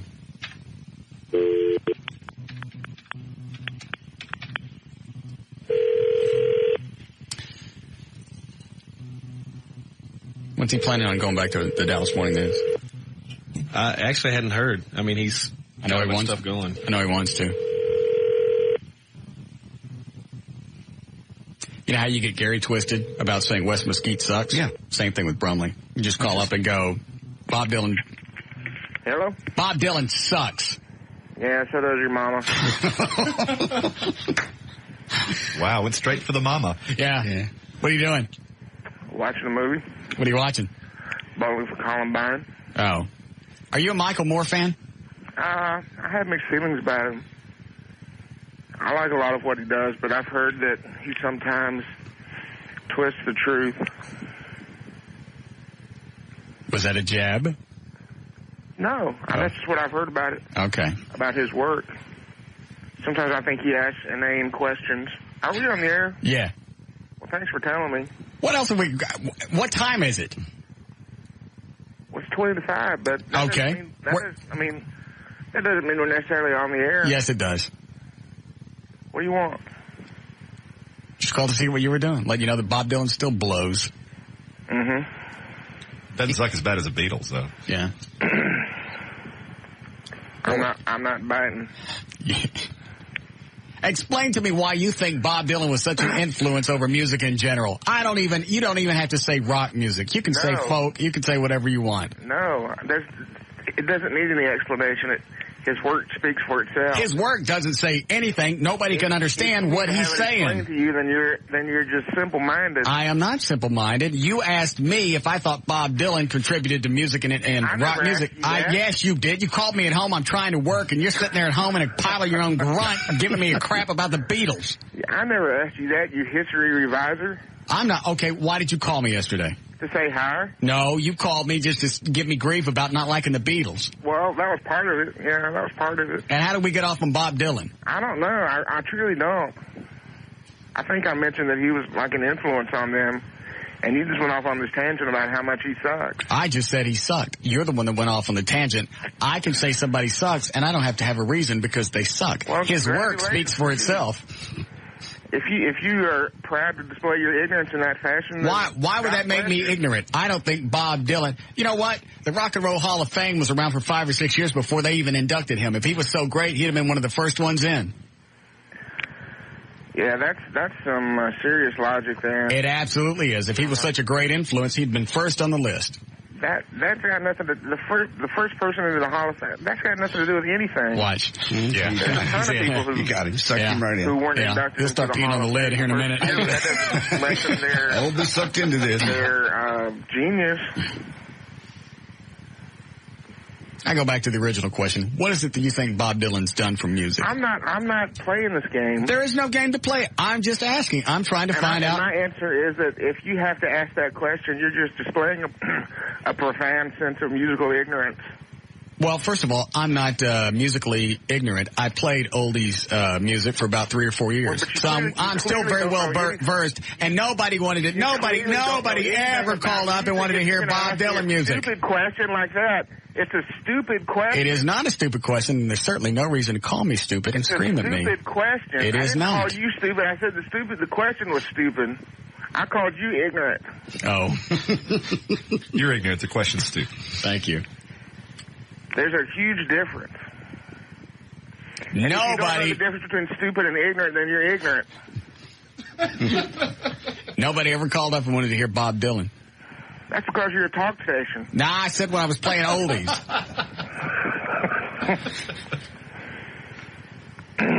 Well, wasn't that kind of, I don't even know what station you worked at. What was your format? It was oldies. What kind of oldies? From 50s to mid-70s. Well, congratulations. I mean, that doesn't prove anything. Yes, it does. So we're going to go by the mass, what the mass populace wants. Yes, that's the term popular music. Mm-hmm. Again, that has nothing to do with the man's musical genius. He was not a musical genius. Oh, for God's sake. He's an idiot. His kid's an idiot. Keep saying that and just keep displaying how profoundly ignorant you are. I am not profoundly ignorant. I've asked you to tell me why is it he's a genius? What has he done to influence music? God almighty. This was a lot better yesterday. Yeah. Because he kept saying, I've fallen into your trap. And then he'd keep talking. Who purports to know something about music. Why is it that you're big into a lot of people that really have no bearing on society, that have contributed nothing? Because you also like Andy Kaufman. What's going on? With what? Are you hearing something feeding back into the phone? Yeah. Oh, let me see if I can turn it off. I just heard a bunch of applause and... That ain't here. Sounded like somebody talking in an echo chamber. I think one of the TVs was feeding in your ear. Or you're picking up stuff in your head. Well, that could be. God knows I got enough holes in there to echo around. So why do you like Andy Kaufman? Well, because I think he was very funny. How did he affect comedy? He opened up entire new avenues for comedians to explore. You're right, I can hear it.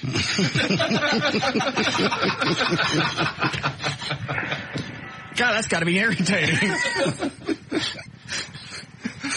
Leave him alone.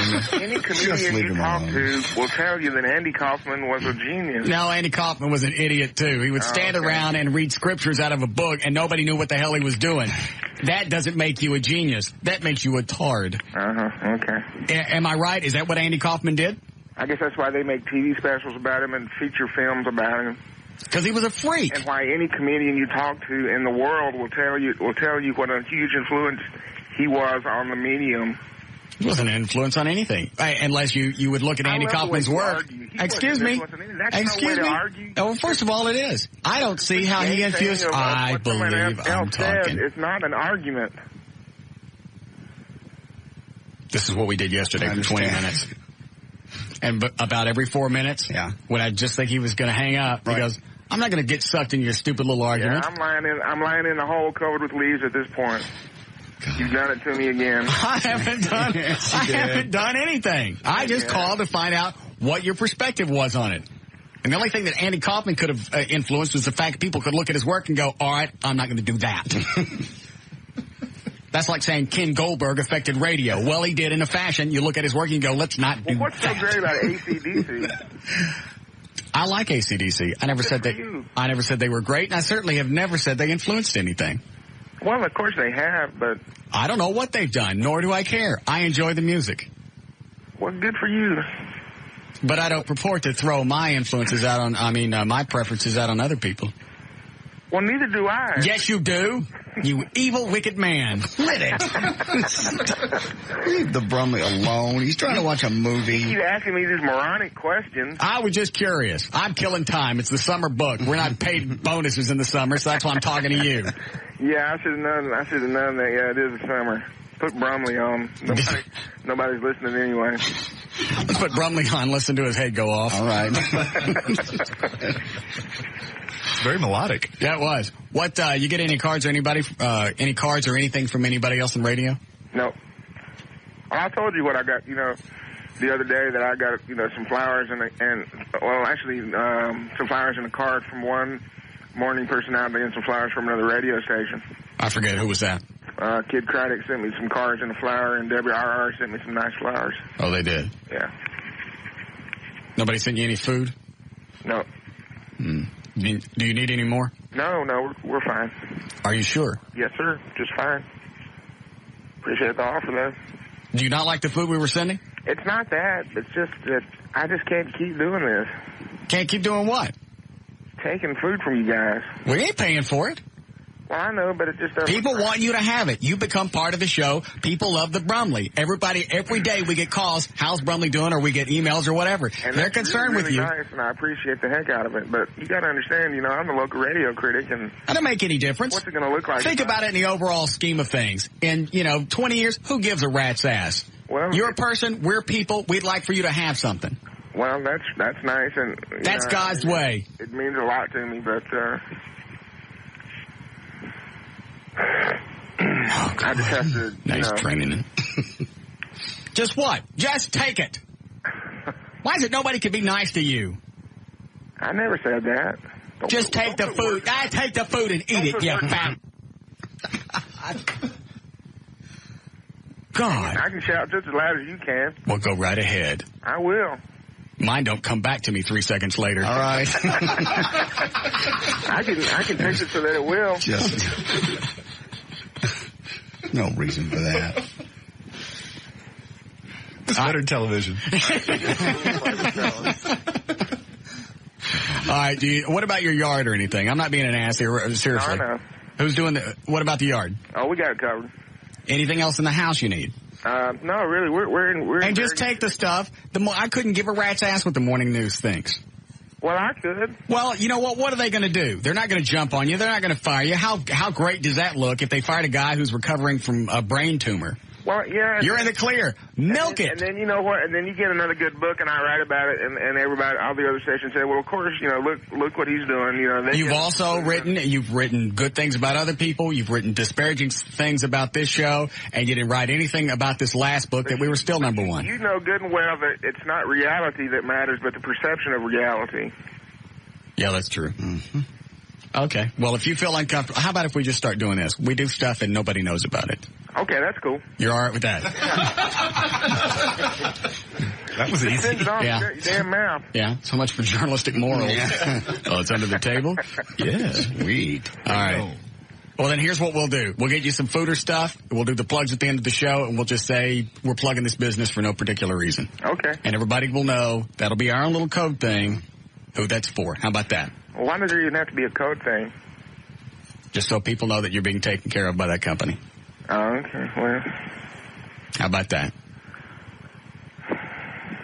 Kind of like I'm selling my soul. To make no difference. Well, you're almost out of brain to sell. You might as well start selling something else with it.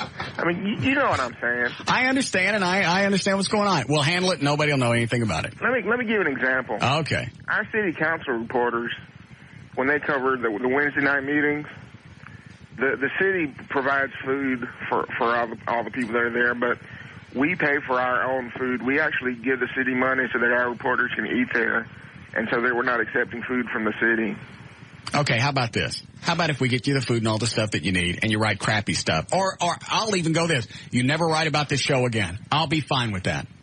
That make you feel... How about if I, make a contribution to one of your charities? I'd rather you didn't. Why? How about you just never write about the show again? I'll be absolutely fine with that. That way you never feel jeopardized. You never feel that you're a journalist... No, I'm not going to do that. That's compromising my job in a completely different way. Yeah, but nobody's going to believe this one. Wait a minute, you're going to give me a bunch of free stuff and I ain't got to do nothing? You're going to pay me, and I get to sit around and just be a pain in the ass? Probably what I'll do is my first column when I come back is just acknowledge the help that you guys have given me and just be upfront about it and just take care of it that way. Well, I'd rather you didn't, but you do what you need to.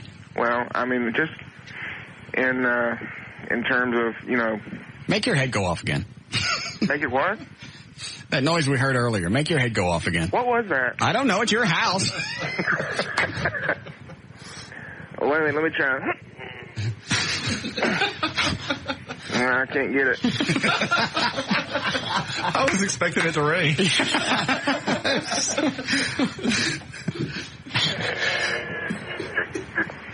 Al! What? Al, don't do that.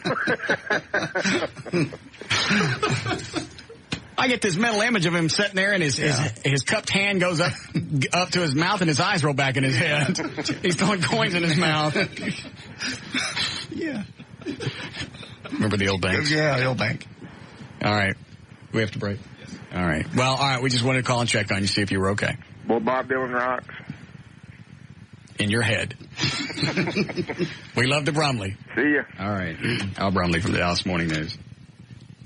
I don't understand why anybody would just get some reason for people to go, that's why he's writing nice things about Russ. He's written rotten stuff about me. Yes, he has. We had that rotten month last December. There was an anomaly because it corrected itself. We were fine in November, fine in January, and December just blew. And ratings don't work that way. No. They gradually drop if you got something going on. He wrote about that. Looked like all our listeners had left. Yes. I didn't talk to him for 3 months. No, you didn't ever speak to him after that. Threatened to take his wheelchair back. Did I? Mm-hmm. Did we? Yeah. Oh, okay, but we didn't do it. All right. I just wish he would take the stuff and shut up. People want to do it. I know. Companies do. Well, and it's not even you that's doing it. It's this company. Yeah. Yeah, we'll take care of it. Hold on a second. Yes, James? Yeah, I just wanted to say, it doesn't matter what Brumley writes. We're going to listen anyway, so tell him to take the food. Okay. Thank you. What'd he say? Tell Brumley to take the food. That what he writes has no relationship to them listening to the show whatsoever. Okay, I got it. Yeah, I don't care if he writes about us again. I don't care. That's not my concern. Mm-hmm. All right, we'll take a break. We'll be back. We'll be back with the Russ Martin Show.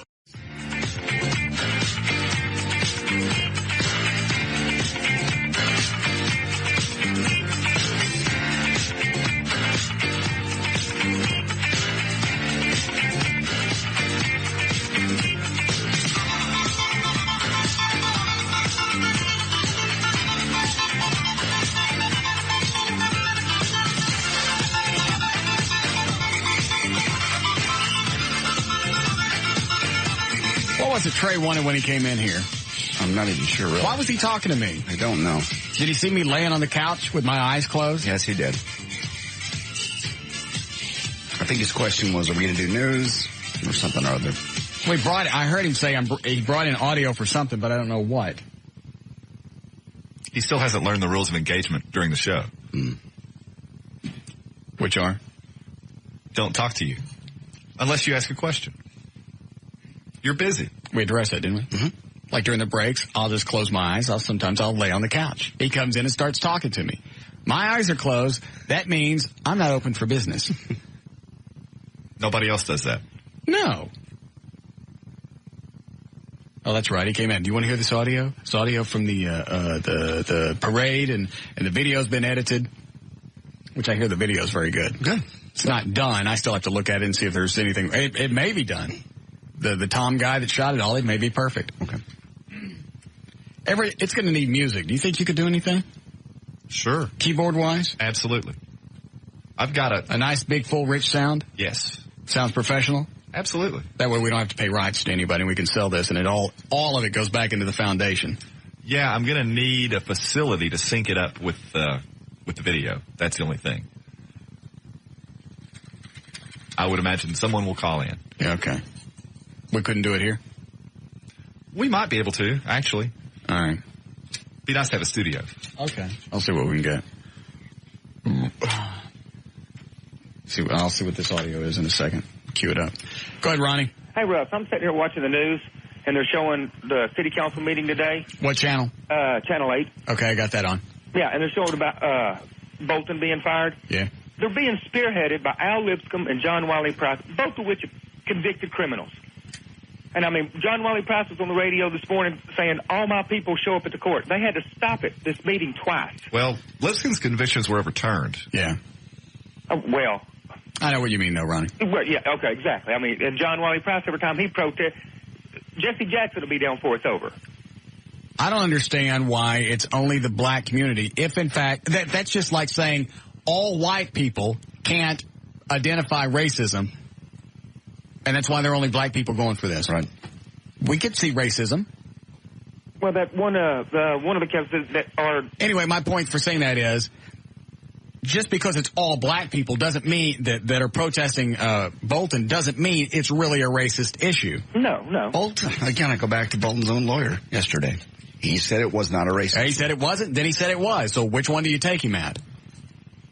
Whenever it's convenient. Yeah. This has nothing to do with race. He reiterated that statement 3 or 4 times, and then, like J.D. said 2 minutes later, he goes, the only reason he got fired is because he's a black man. Mm-hmm. Yeah. I don't know. I don't know what they're doing. And I'll bet you just to appease everybody that they hire another black police chief. If he's the perfect guy for it, I'm fine with that. Yeah, no problem. But is he? I mean, that's like the black people get, like in the postal exams, they get 10 points over you before the test even starts. They get what? 10 points. For what? Like if you try out for a government job and you have to take that written test. Like, why would they get 10 points? Because of their heritage. Well, that's just like saying all black people are stupid. No, well, a friend of mine tried out for the test and missed the job because he scored a 98, and another guy scored an 88, or 89, and he got 10 points and got the job. Well, that didn't make any sense. I didn't think so. And I know there are a lot of rednecks in the crowd going, listening, going, well, black people. Enough. You go back and look at the video of when they picked up pieces of the Columbia. Yeah. Oh, no doubt. Any time you want to sit there and say one race is smarter or stupider than the other, you can find prime examples for either argument. So that's not something you want to throw out. No, not at all. So no, you shouldn't be given credit just because you're black or because you're white or whatever. To me, that almost creates more of a division of the races. That's almost insulting. Yeah, it is. I would want it. If I was a black man or blacker than I am, I wouldn't want 10 points just because I'm black. I want to get the job because I deserve the job. That would make me feel guilty for the whole time that I had it, that I got it just by, because somebody felt sorry for me. That's absurd. Well, it makes no sense. But you get a job yet? No. Shut up. Let's see. This one's for you, Everett, then we'll start news. Okay. La-da-da-da. Yes, Jamie? Hi, Russ. I was wanting to see if you guys can help me out. I filed for divorce from my husband like 6 months ago. But How come? Just because he's a tightwad and he wouldn't give me sex, honestly. Okay. Yeah, but I didn't go through with it, but I told him that I tore up the divorce decree, but I still have it. And I want to go ahead and use it. Why did he say he doesn't want to have sex with you anymore? Because he has no libido. How long were you married? For 4 years. When did you guys start having sex?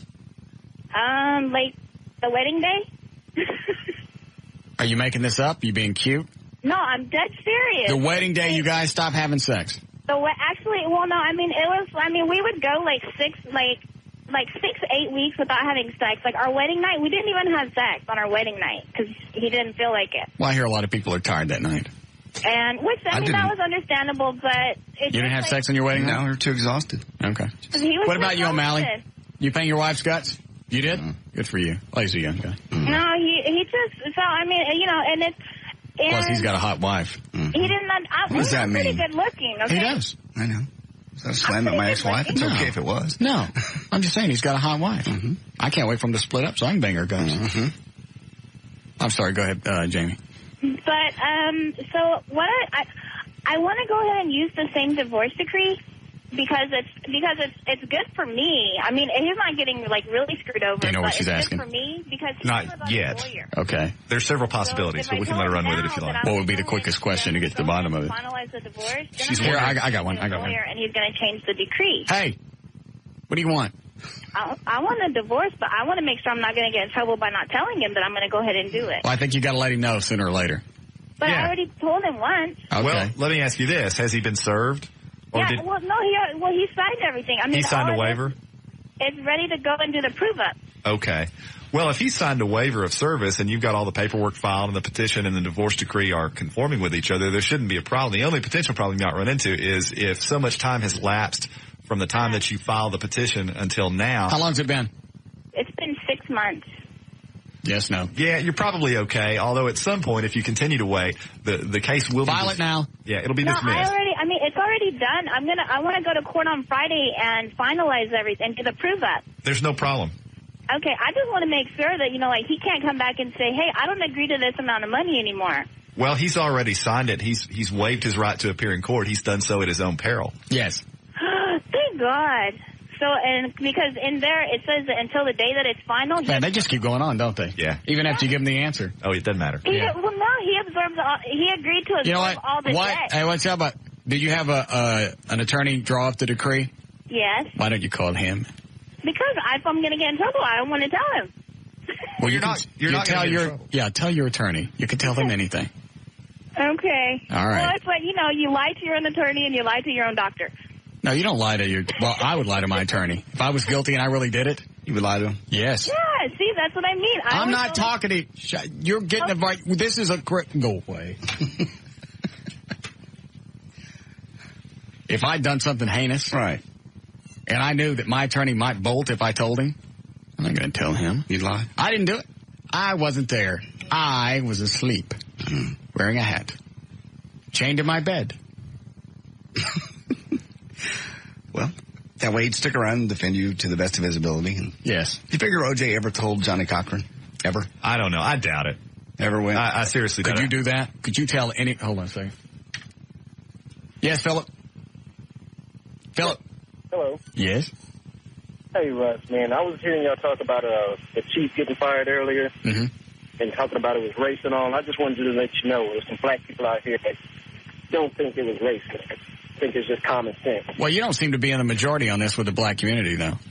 No, but, I think if someone just open their eyes and look around, I mean, we got the highest crime rate, we got morale down and all this other stuff. The mayor can't get the chief at any given time. She's getting to run around.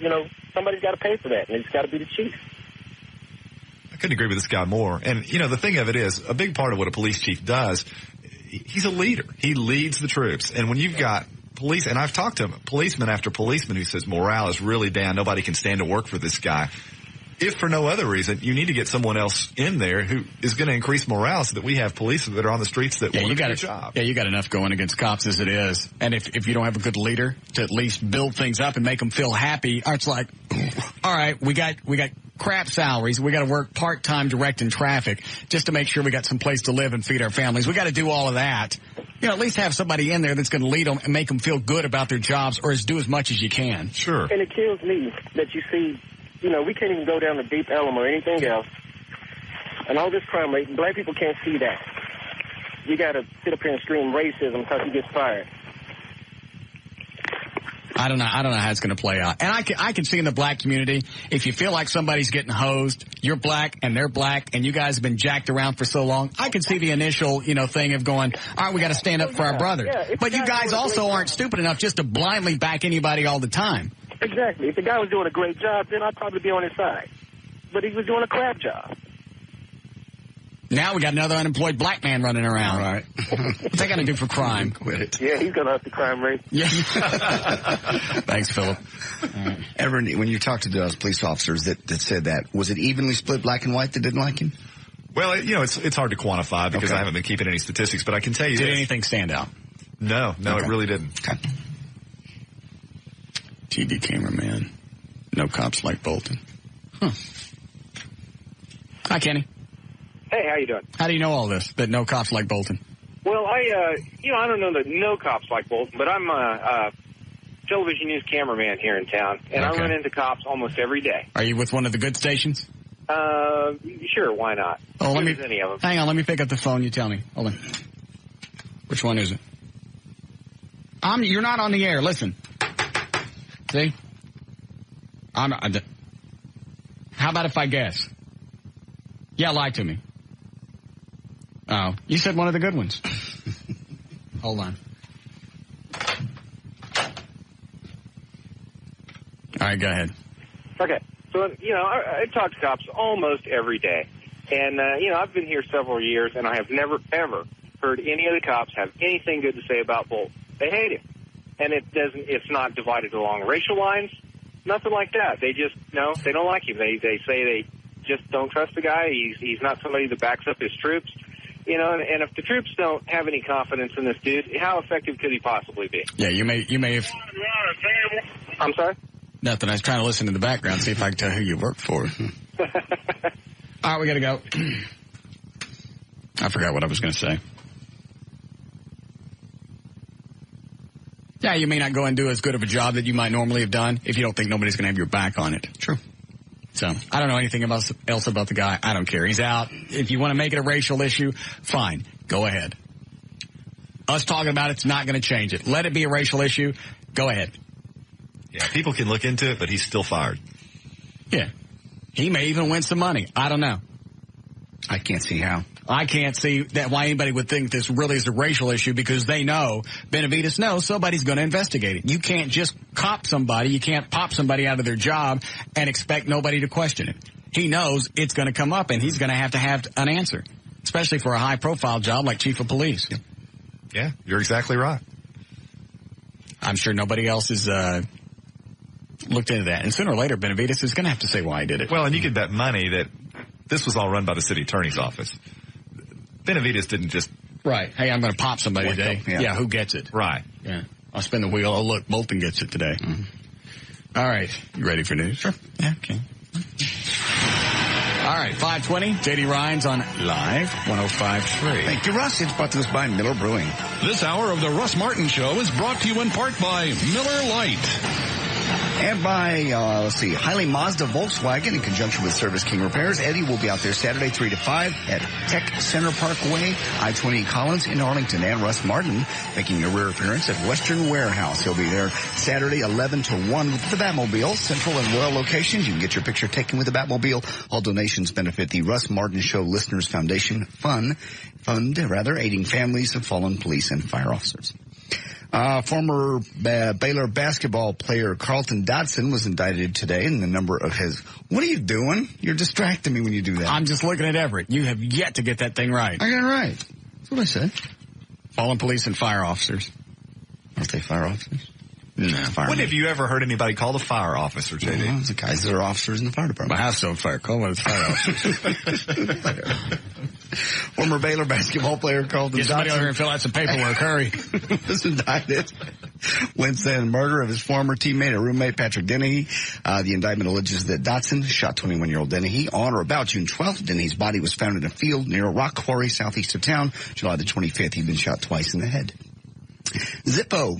The lighter people have pulled the plug on ZippoTricks.com, a website citing the concerns of some fire safety officials. Officers. The webpage featured instructions on stunts that can be performed with Zippo lighters like Dante's Halo, the Uh-Oh, and the Dragon Mouth. James Shannon, the head of the National Fire Protection Association, called the tricks dangerous. He said that playing with fire isn't a good marketing strategy. Now all the site says is game over. Severe thunderstorms and wind gusts up to 50 miles an hour, hail up to an inch last night, killed a construction worker and injured 4 others in McKinney. We're going to have more of these storms tonight. Matter of fact, all the way through the weekend as we have a cold front coming in. Police said a home under construction collapsed in the strong wind right before 4 o'clock yesterday, trapping 5 construction workers. 4 were rescued. The 5th one was found dead. Authorities are calling a Texas pilot a hero after his commuter plane crashed off the coast of Cape Cod. Investigators say Stephen... How come they didn't call him stupid? I'll tell you why in a moment. Okay. Investigators First of all, anybody die? Both of them. Oh, okay. Both pilots dead. I'm sorry. I thought this guy lived through this one. Investigators say Stephen Dean of Euless and another pilot died when their Beech 19 went down 250 yards offshore. The men sent a distress signal shortly after takeoff and were apparently trying to make it back to the airport when the aircraft went down. Witnesses say less than 100 yards from the crash say the plane was headed straight for them, made a sharp turn, avoiding them at the last second. I could have sworn maybe the story I heard said there were no passengers on board. No, it was just, it was a commuter plane with only two, the pilot and the co-pilot. Oh. It's another reason why I'm not getting on small aircraft anymore. You driving cars? There's wrecks every day. I'm sorry. Did my car have wings? No, but they crash. Okay. You can't fall out of a freeway. Yeah. You know, I can argue this game forever. More people get killed every day in car wrecks than ever get killed in airplanes. I don't have to fly. I have to drive. That's true. Driving is a necessity. Flying a personal aircraft isn't. That's true. So that's an added, risk. Yeah, it's an added risk. Therein lies the argument. Driving around the Batmobile is not a necessity, but you do it for fun. These guys do it. Some people fly for fun. For these guys, it was a job. It was their job. That's my argument. Screw you, JD. Yeah. Okay. F you, big head. Gotcha. Fatty. You got me on that one. The Star Tabloid says Brad Pitt was offered a role, and I'll probably screw this up, Hephaestion. Who? Hephaestion in Oliver Stone's I didn't make any difference. Alexander the Great movie.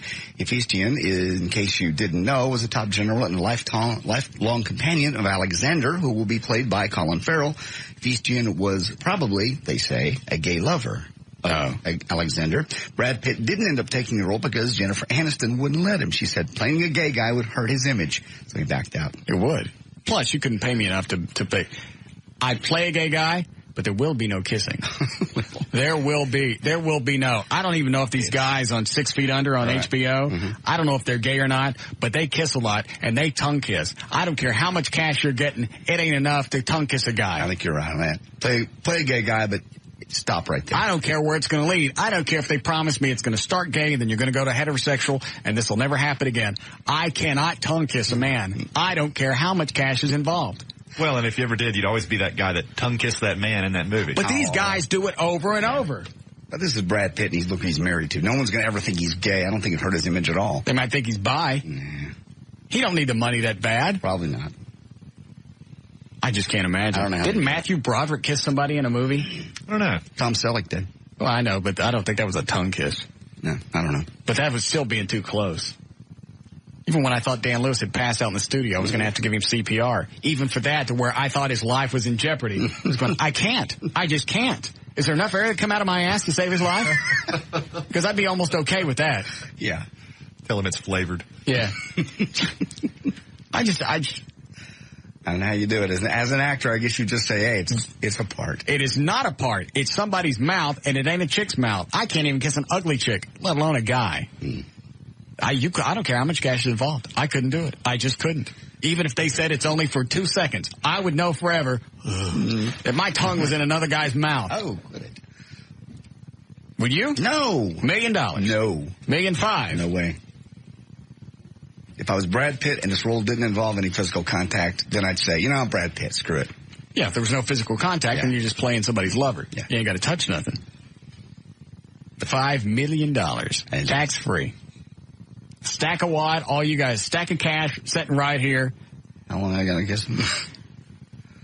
No. 5 seconds. God. And it's got to be tongue. $1 million a second. You got to tongue kiss another guy. $1 million a second? I'm sorry, I'm in. Probably when it breaks down. Would you really be? $1 million a second? Yes. For 5 seconds? Right. Sure. I couldn't. For $5 million. Plus, you can't pick which guy it's going to be. You can't even pick a guy that kind of looks like a chick. Afford a lot of therapy with $5 million. You'd probably spend 10 in therapy. So Everett would... Fine line of the law. Fine line. But you wouldn't do it for $5 million. If the money's laying on the table, I don't get to choose who it is going to be, right? J.D. Ryan, you dress up like Captain Morgan. You dress up like a pirate. That was a pirate. Pirates are rough and tumble. They're macho. They're swashbucklers. No, they're not. What do you think that peg leg's for? No, they're not. Okay. Hold on a second. Think about your answer. Did you just tell him yes, you'd do it? Yeah. Yeah, Tony? Yeah. What? Hey, why don't you have no color race working in your show? Any what? Why don't you have any blacks working for your show? Because then we'd have to nail everything down. What? Martin. What? Hey. What? You're racist. You know that? Why is that? Just that comment you just made. What did I say? I think we need to have a Black Panther uprising at your radio station. He dropped the F word? Well, that doesn't make him too big of a man. He drops the F word and hangs up. We don't know his name. Didn't say anything. Lucy. Hey, I think we're about to do this.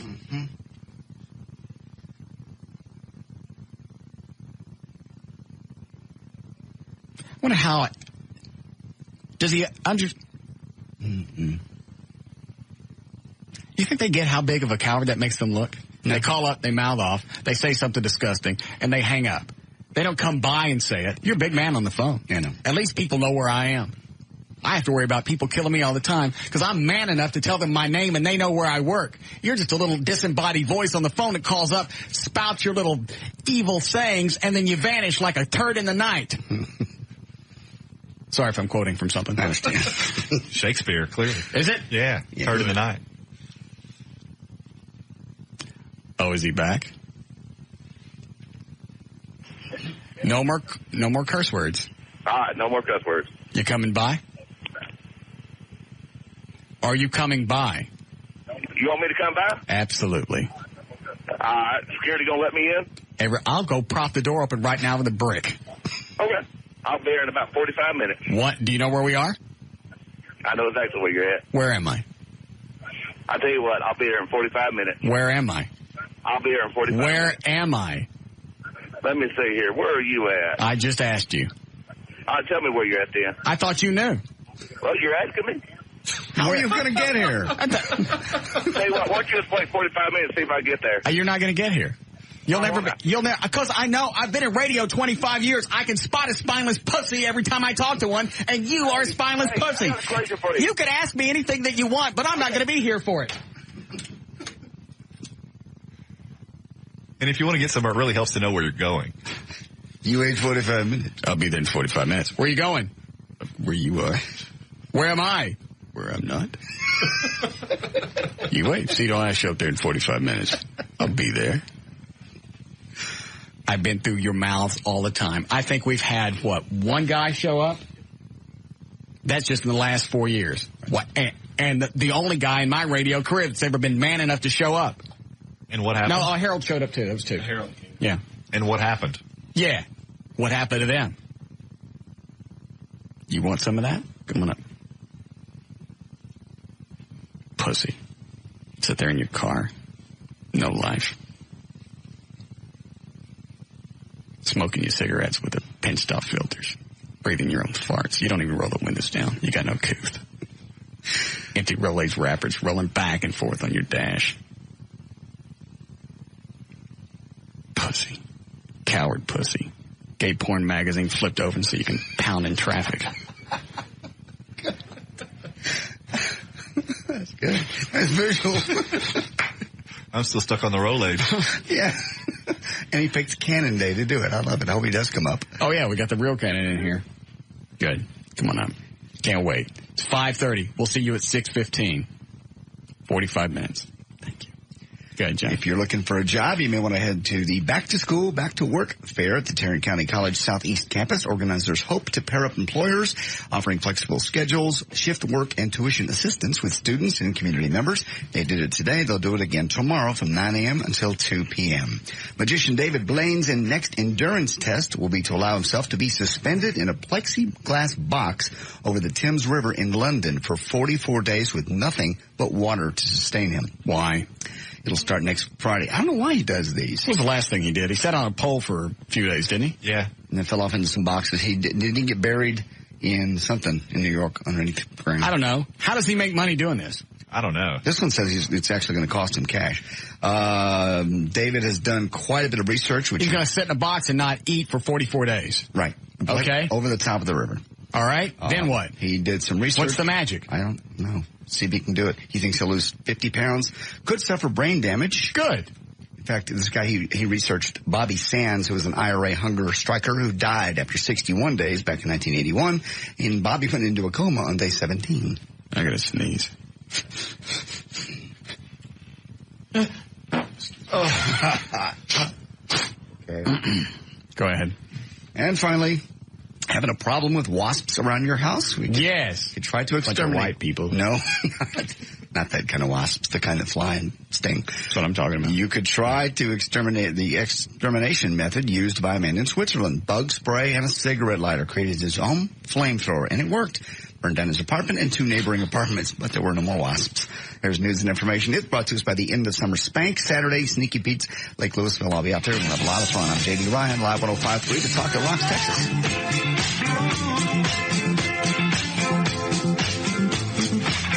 We'll be back with the Russ Martin Show.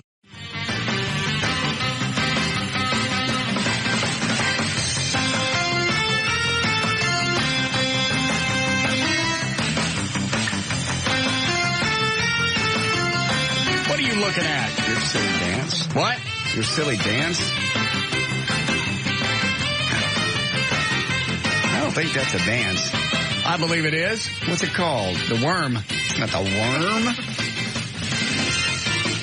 With a hand in your pocket and the other hand up like you're carrying a tree and your butt going back and forth. You drag your ass across the carpet. Oh, I see. I'm sorry. You're right. It is the worm. Thank you. I bet. All right, what are we doing? Oh, we're going to do traffic. Hi, Gail. Hi. What do you got?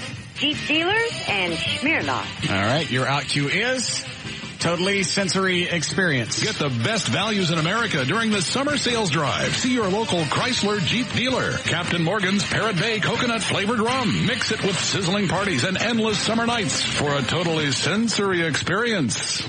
And on westbound I-30, East Earl Thornton at Grand Avenue, there's a crash.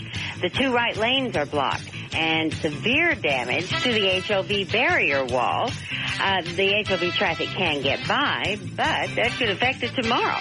On westbound I-30, Tom Landry Highway at Cockrell Hill, there's a stalled truck in the right lane. Traffic stacked up solid to Westmoreland.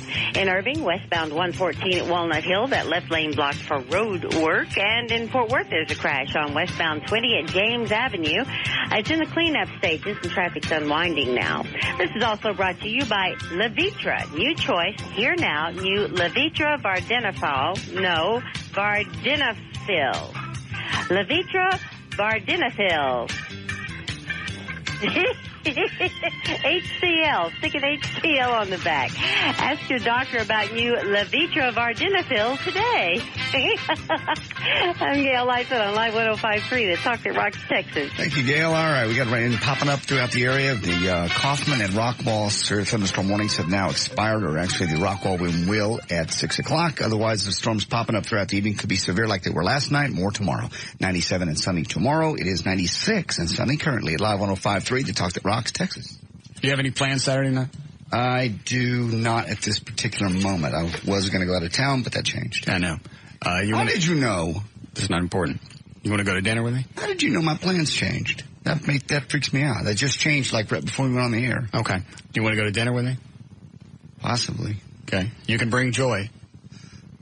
Actually, you know what? I think this weekend I was going to try to make up for the last couple of weeks that I've screwed up and take her out somewhere. You realize you can't get out of this hole. I'm trying.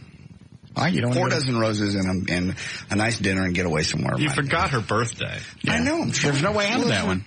You know what? Actually, JD and I had a conversation about, was it last night? Not before. Where I think I am wrong about this. I'll tell you in a second. Okay. Yes, Rick. Hey, Russ. Yes. Can I talk to you off the air just real quick? Yeah, hang on. Okay, you're off.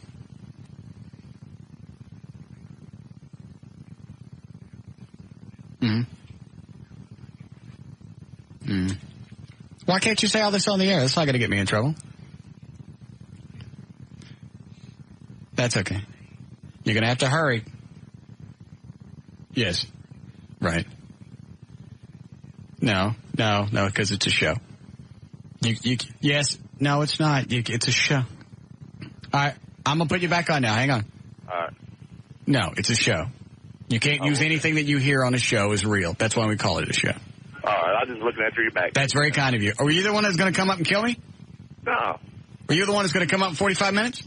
No. Sound like the same guy? Does sound like the same guy. You're the same guy. Yeah, I am. Very good. Very nice. Now, is your buddy? Yeah. He's got your back. Yeah. He goes, you know what? Huh? I don't want to say this on the air because I want to help you out. If you make any of those black jokes, somebody comes up there and they don't get a job, they're going to blame you. No, it's a show. You can also use the stuff that we said where we've said that white people are stupid. The white people don't get a job, you can't say it's because of the show. Or that Chinese people can't drive, which we all know is absurd. Right. We got to worry about them getting up here. Of course, last night, something must have happened to me. Yeah. I must have turned Asian because I backed the Batmobile into two different things in my own garage. All I was missing was a bukkake collar. I swear to God, I have no idea what the hell was going on in my head. I'm backing out, and I look in the right rearview mirror, and I go, damn, I'm close to that. And at that point, I hear the fiberglass squeaking against the wood of the outer door. Yeah. And I stopped. And at that point, you're going, all right, what do I do? Either way I go, I'm going to scratch up more. So that's when I went in the house and got some petroleum jelly product. smeared it on my ass because I knew at that point. I spread it on the fender, hoping that when I pulled back away, it would at least reduce some of the damage, and it did. Less friction. Right. I looked at it. I got an enamel paint marker that I had, touched it up, went, I'll just take it out to Sal, next week or whatever. Looks okay. Nobody's going to notice that. Straighten the car up, back out. So now I'm watching the right-hand side of the garage so I don't whack that, turn a little bit too far, hit the rear end of the Firebird. Knock the tail light out of that and scrape the left front fender of the Batmobile. I'm an idiot. I had no business being behind a wheel, and I wasn't drinking. That's what's the oddest, because you can drive. You're obviously backing these in and out all the time. It's a 19-foot car. It is a pain in the ass to back in and out. Now I know why there was a turntable in the back cave, because it's a pain. It's driving an aircraft carrier. Huge. Somebody didn't want me. I guarantee you. I've never had that. And then this morning, I was going to get up and take it over to, drive it out to Town East. Right. I couldn't find the key. I looked for that key for 45 minutes. I went through everywhere. I mean, everywhere. Finally had to call, Vance from a competition, come over, put it, hot wire, put it on the trailer and take it out to Town East. And you never found the key? Mm-mm. Wow. That's weird. Never lost that key. Never had a problem backing out of the garage. I think somebody just didn't want you on the road. It's the only thing I could think. Somebody didn't want me driving that car for a particular reason. It makes me want to have it sent back over to, once Sal's done with it, sent back over to competition, have them look at everything. Well, you couldn't hurt it. I'm talking about if somebody didn't want me driving it, maybe something's wrong with it. Oh. I normally don't believe in stuff like that. Damn well if I got DeWine on the phone, that's what she'd say. Somebody was watching over you. They ghosted in your house, didn't want you to leave, so it had you back into the wall twice. Well, it'll be a perfect opportunity for you to get it checked out mechanically while you're getting... Well, they've been doing that since both cars have been thoroughly checked. Well, I mean, if you're concerned about it. Well, I don't know. Let me see what's on hold. Oh, JD and the JD and Joy thing. Right. You couldn't hear that, could you? That was bubbly. Thank you. What was my theory on that? Oh, she keeps bringing up, when they went out this past weekend, she got pissed because she didn't get a card and a couple other birthday-like things. Right. Initially, I told them, there's nothing you can do. Don't even focus on the birthday or anything else. Let it go. Let her get over being pissed off, and then do something, because anything that you do right now is going to be damage controlled, and she's not going to acknowledge it. Right. But she's still looking for birthday stuff. Oh. So I think maybe I was wrong on this. Maybe if you did just get her a bunch of birthday stuff, that would appease her. Maybe it would. Well, chicks like stuff. I know they do. Well, I know, but... well, even Sunday, it was like, so, where's my card? Yeah. I know you got a gun, which I didn't like. Where's the card? I'm like, well, I thought that would be, at this point... Yeah, it's like something you had to ask what's for. What's the point? Yeah. Right. So I'm going to do something nice. So probably not Saturday night. I'm going to do something nice with her over the weekend. Okay. Is that why? Was something going on Saturday? Have a business dinner Saturday, and you need to be there. Bye, Joy. Find something else to do. She can come, but it's a business. In fact, I got to get a date. Okay. Because this person is bringing their wife. Okay. And this is something that you need to be there for. Okay. Are we going to stay on the air where we're going to be or not? No. Okay. I'm sure most people will figure it out. There's certainly no reason to say it. Okay. So, you decide if you want to come or not. And I'll certainly bring money to split the tab and tip with you. Do you know the story, Everett? No. Oh, it's a good one. Well, first of all, JD and Joy go out to a restaurant Saturday. Right. I get the table 2 tables over. By accident? No. Yes. Hell no, by accident. He knew right where we were going to be. He got the table 2 tables ahead so he could stare at us and ruin my evening and send over a nice, beautiful, first of all, he sends over, we've said this on the air, so I'll make it quick, champagne container. It says Dom Perignon. So I'm thinking, well, I'm feeling like an ass because now Russ is... The ice bucket came over. Right. Okay, so that means something nice is coming. Sure. Russ got to send over a nice bottle of champagne for her birthday, and I just feel like a complete jerk, and I'm mad because he's 2 tables away. Well, some wine comes. A nice box of white wine. I didn't know it was supposed to be red. It wasn't supposed to be a box. I didn't know what you had ordered. Well, as trivial as that may seem, it's more than you got, isn't it? Huh? Well, I mean, did you get anything for Joy? You got the gun. I got the gun and a nice dinner. Where was I going with the story? Oh, Saturday night. I don't even know why I was telling it now. You asked me about dinner Saturday night, and I said, yes, we'll go. Oh, the Dan Lewis store. So I'm having Dan Lewis is there. Okay. Now, who's Dan with? He's with you. He's with and his wife. Okay. And I got a date. Okay. This first time I've been out with this chick. I've seen her before, but I kind of wanted somebody else around, and I didn't really care who it was, so I invited Dan and his wife. I see. Understandable. He would be the perfect choice under those circumstances. And also during dinner, I never really noticed that this chick I was out with, she had great big blonde furry hair on her chin. Oh, that's not good. It was a lot. That's only going to get thicker over time. Yeah. I mean, there were a couple of times we had to take her chin outside to pee. No, you didn't. Yes, we did. I never went outside to pee. So anyway, the dinner's over. Dan had a couple of entrees. Of course. We had a bunch of stuff. Laura's like wolfing them down to the drinks. Check comes. He don't make a move for it. He don't look at it. He don't say nothing. I'm even calculating. It takes me a couple minutes to calculate the tip. He don't look over there. I finally looked at him and went, I got it. He goes, I know. That was the end of that. Maybe just assumes you get comped every time you go there. I don't get comped every time I go there. Even then, you never get comped the tip. I mean, you can at least say, hey, what's my part of the tip? Right. Or what He didn't ask how much was ours. Let me at least cover Laura's alcohol. Well, Dan's a good guy, but I think we would all agree that Dan's cheap. Well, that wasn't a good sign. Because I was thinking about having Dan back. Oh, really? Yes. That dinner brought back a lot of memories. Especially that part. I see. So, I've never done that. Done what? Gone to dinner with somebody and not ask, hey, how much is my part? Let me get that. No, that's rude. Or, let me get the tip. If you're going to pick that up, I got the tip.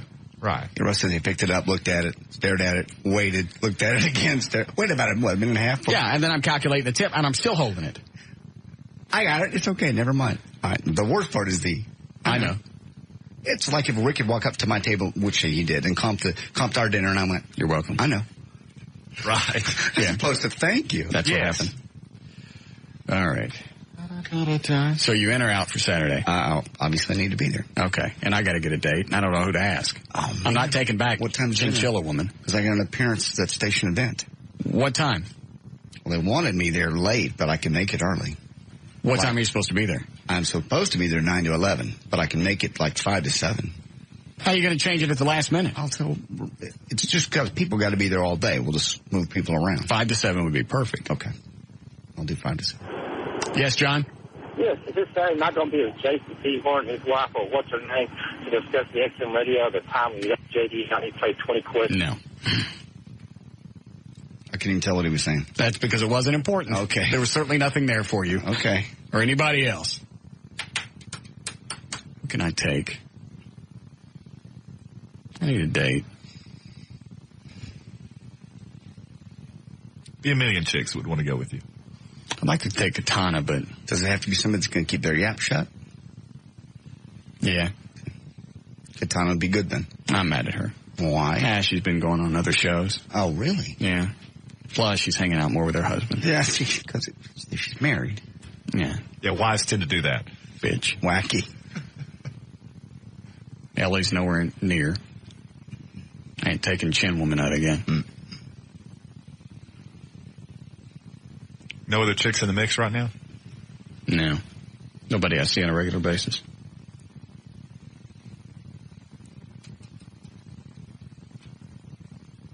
Can we do a three-way? No. Oh, come on. Hush with this. Please. Stop it. Stop.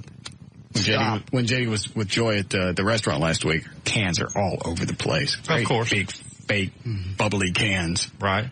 Whew. God, I'd love to pinch those. Stop it with this. You're going to get me in trouble. She's not going to want to go to dinner, then I'm not going to be able to go. This is my makeup weekend. Really? Well, then don't go. Well, see what happens then. So you okay? And then you don't get to meet Jason. You don't get to meet nobody. Who? Nobody. So I got to choose now between her and you. Yes. I'm not doing that. Yes. I cannot do that. Choose now. No, I will choose her. Choose me, 12th disciple. I will choose her. I'll choose her. Is that the right number? Yeah. Was Judas 12? Yes. Did he throw him in at the last minute? Yes. Yes. You're my 12th pick draft. Okay, good. Judas.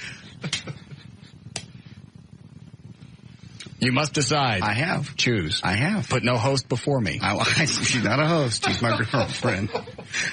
God, here we go. Here we go. Oh, we need to subscribe to write all this down. Yeah. Oh, I see why you're starting on Wednesday because we're off. We're off on Friday. Yeah. Okay, so that makes sense. Normally it's Thursday. This is for real. Do you want to go Saturday night or not? I certainly want to go. Okay, because I will make reservations for later in the evening if you can't be there till like 8:30. Yeah, it's going to be 8 o'clock. Okay. Can you be there at 8? Let me think. Got to go home and clean up after the lake. Can we make it 8:30? Yes, you're always late anyway. I'll be there on time. No, you won't be. I can't get home from the lake and clean up and get there by then. Why don't you take some clothes to the lake? Then you can tidy up there. I guess we can do that. Okay. If 8's better for you. Okay. That'll be fun. Bring a notepad. Okay. I'll cover the dinner. I'll cover the tip. I'll catch everything. It will be tax deductible. Okay. Thank you. How are you doing, Eddie? Need to break bad. Badly? Yeah. How come? We're just really far behind. Oh, let me take a call and then we'll break. Plus it's 6 o'clock. Time for my 6 o'clock feeding. Mm-hmm. Here, Everett, you take this one. Okay. Go ahead, Eric. Hey, how you doing? Yeah. Everett, I had a question for you about my daughter. Okay. She was going to a daycare, and one of the other children sexually assaulted her. And we contacted CPS, who did about a 10-minute investigation, and basically ended up pushing all the blame on my daughter, saying that she was 3 years old at the time, and saying that she was lifting up her dress and basically asking for it. How old is the other child? He was 3 too. They're both 3 years old. Well, the problem with that is that, you're not really going to find any sort of criminal culpability at that age. It's a very difficult situation because at that age, they're not presumed to have enough mental capacity to commit a crime. Yeah, you don't know what sex is at 3. Right. And I understand that, but do we have any recourse against the center? I mean, they should. I mean, for what happened is this kid told her to lay down, pull up her dress, pull her panties to the side, and then touched her. How do you do that at 3? I don't know. And the center's justification and how it could never possibly... I may try it now, but at 3, you don't know what's going on. Sure. Right, but their justification for why this kid couldn't have done that is because his dad's a principal at an elementary school. Well, I would venture to guess that that's learned behavior because, as Russ correctly said, there's no way that you just intuitively come to that type of conduct. No. So who do you want to sue? The daycare center? Well, I mean, that's the thing, is we got an attorney to try and do that for failure to supervise. What did he say? He took the case, and then once he found out it wasn't going to be just sending off a settlement letter or settlement demand, then he dropped it. Was this going to be a contingency type payment? Yeah, because okay. I can't afford to pay $100 an hour. Right, yeah. I think too much money to go to legal aid. Well, then that's going to be a risk that you run when you go deal with somebody on a contingency type basis. They may look at it and go, "Hey, I'm whizzing in the wind." Right. And I'm sure the attorney in your case decided to drop your case for a valid reason, which was that he didn't feel as though the effort that would be put forth would justify the potential return. What? No cash in it for him. Well, I understand that, but is it normal for an attorney to ask to have a waiver signed saying that he never represented us? That he never represented you? Yeah. I don't know. Is he still there? Yeah. Yeah, with the denial letter, they sent a letter or a waiver for us to sign and send back to him saying that they have never represented us. But you've already signed a contract in which it said that he did represent you. Yeah. Well, then the denial doesn't do anything. Yeah, that's pretty strange. I'm not familiar with that procedure. So am I just out of luck and unless I can find somebody that can do a better job? Or Well, yeah, I suspect in that case, one possibility is you may find another attorney who has a different take on it and will agree to take it on a contingency basis, or you may have to hire someone and pay the $200 an hour. and pursue it. What is it you're hoping to get out of this? The center's got to learn. I mean, this center has had not only this incident, but there was an incident where one of the teachers took the child into the bathroom for discipline, and the child came out with a bloody nose. They had another one where the Texas Department of Protective and Regulatory Services found abuse. They had another one where they were cited for failure to supervise by the state. I mean, the center has to learn that this kind of stuff can't go on. They've only been open for like a year and a half, and they've got all these cases. Well, it seems like if all these were justified, then somebody else would be looking into this. Yeah, and at some point, I would think that if there are a number of meritorious suits pending against this agency, that judgments are going to be rendered against them, and they're ultimately going to fold. Isn't that what I just said? Perhaps. Thank you. You do what you want, but you're probably going to have to pay for it. Okay, is there anywhere that I can go to learn how to do this stuff myself? Law school. Bye.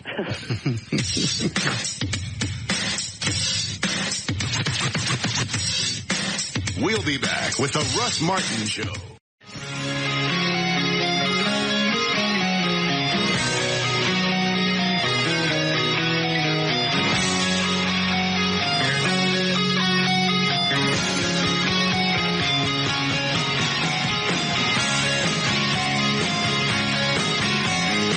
I don't know if I'll say his name right off.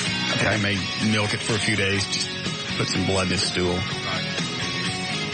But I got this. We were talking about Bolton yesterday getting popped and all the other stuff, and the allegations of him padding his overtime or keeping himself on the clock even for celebratory functions. Right. You've heard all those, right? Oh, absolutely. All right. So this guy sends me an email. Okay. Yeah, here it is. His email address is his full name at his company's address. And it's a legal firm here in Dallas. Which one? Let me turn the mics off. Oh, that one. Do you know? Absolutely. They're very well known. Is it a big firm? Very big firm. Very well respected. Do you know the guy's name? The person who wrote it? Yeah, hang on. Let me say it. No. All right. But you know the firm? Absolutely. One of the oldest firms in Dallas. Really? Absolutely. Yeah, very, very well known. Well, this guy couldn't be an attorney. Nobody would be that stupid. Well, let's hope not for his sake. Was it that bad?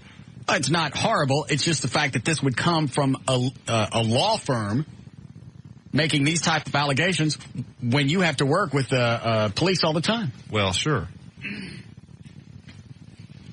He says in all caps, let's keep it real. All these cops calling in about Chief Bolton. I just want one of them to say they didn't like him because he was black, because that's the truth. Oh, please. So, now this guy at this legal firm is calling all Dallas police officers racist. From his work email address. Yes. At the big blue blood law firm. Yes. Keep it real. It's okay. As far as overtime, here's another slam on police officers. As far as overtime, cops are notorious for padding their OT. That has been going on for years. And if you're going to claim to love and appreciate cops so much, you should realize that they all pad their overtime. Look into it. You never even talked to the man about what you have heard that he did regarding overtime. I didn't have to. It was in the news. Mm-hmm. Right. Somebody else talked to him about it. So now, if I understand this email correctly, without putting any type of spin on it, he's calling all Dallas police officers racist. Yes. And he's also saying they're all cheats. Yes. So I sent him an email back. Oh, good. That said, how about this? How about we read your email and say that blank blank at this law firm thinks that you think that all cops are racist and are cheats. Yes. I like that. Be listening tomorrow. Is this phone number that I have listed for you okay? Let me know what kind of feedback you get. Thanks for the idea. Then his emails they go from all caps to a little softer. Sure. Well, whatever you do, just ask the cops to call in legitimate questions on why they think the chief did such a poor job. See if you can give a good reason. Dallas has had the highest crime rate for the past decade. The chief has not been here for that long. He's been here 40% of the time. Right. That's a long time. And you'd hope for some improvement in that statistic. Yes. Focus more on the budget cuts this ex-chief, has had to deal with. And this is where he nices it up. Come on, Russ. Joking is fine. I listen for your humor, but I always felt that when push comes to shove, you'll be able to sort through the narrow-minded people that call in and bring light to the facts. Yes, you don't sound narrow-minded. You're saying all cops hate black people and they're all cheats. All of them. I sent back, dude, you wrote it. Either stand by it or don't. My prediction is this. If you give out his name and that firm, he will not be employed there tomorrow. You think? Absolutely. That is not a place that suffers fools. How very sad.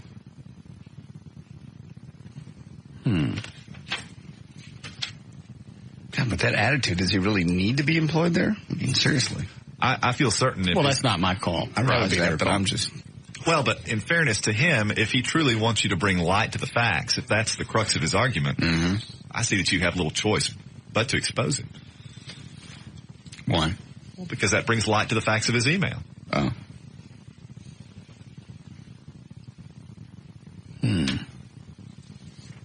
I'll dwell on it.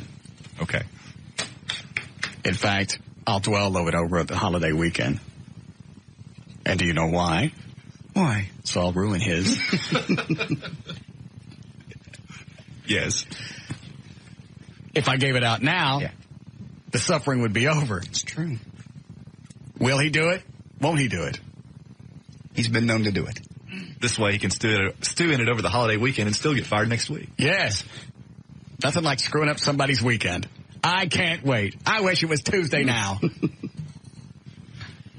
All these cops, one of them say they didn't like him because he was black, because that's the truth. Keep it real, it's okay. Cops are notorious for padding their overtime. That has been going on for years. And truly, firms like that firm often read their employees' email. Oh, do they really? Yes. So he may get canned regardless.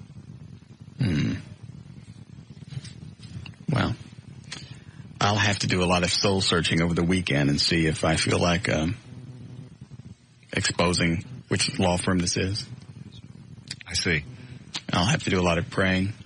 Yes. Certainly a lot of drinking, of course. And I'm sure I'll come to a very fair and valid answer on Tuesday. Excellent. I just don't know what that is. It could certainly be swayed by God. Yes. Other events. Possibly a large wad of cash. If he works there, he makes it. He can't be an attorney. No attorney would send an email from their company's address with the actual name of the firm in the email address saying all cops are racist and they're all cheats. Nobody would do that. Yeah, you're probably right. He can't be an attorney. He might even have just gotten on somebody's computer and emailed from that. Well, he could be support staff or, who knows. I'll decide. Okay. I think things like this, I've been found to be a very fair and just person. Okay. Oh, he asked for it. I know he did. I know. Yes, hello. Hello, Russ? Yes, sir. Not that you need my help to debunk that email, but speaking as an officer, Are you a Dallas officer? Yes. Do all of you hate black people? No. Okay. Are you? Do you all pad your overtime? That's what I was going to say. We're watched like hawks. Even if you wanted to, you couldn't, unless you're a chief or somebody like that. Right. The thing is, Bolton did some things with his overtime that was considered in extremely bad taste by the police community. Like? Putting in overtime cards for going to a funeral. No, he didn't. That's extremely bad taste. Was that documented? Is that verified? That can be pulled up in public records. He did not list that going to a funeral. That's what I was told. I've heard that too. How could you do that? He's the chief of police, or was. Well, you don't go because you go because you want to support, not because you have to. You want to go to show support to your staff. Exactly, and this is something that officers go to these funerals. We don't ask for overtime to go and attend the funeral. Why should he? No. In fact, a lot of the police officers and firefighters that showed up for our police and fire parade, a lot of the agencies were afraid they were going to have to pay their officers to come out for the thing, and all of them volunteered their time. Yeah. And they were out there for several hours, so if you guys were big on padding your overtime, that'd have been 3 or 4 hours right there, and all of them said they would do it for nothing. Yep. Well, that's on top of a very healthy salary that he was earning anyway. Yeah, he was into 6 figures, right? Yes. All right. Thank you, sir. All right, thank you. Also, thank you for the job you do. Oh, we appreciate your support. All right. Thank you for being there to support. We'll be. Thank you. Say something back to me. All right.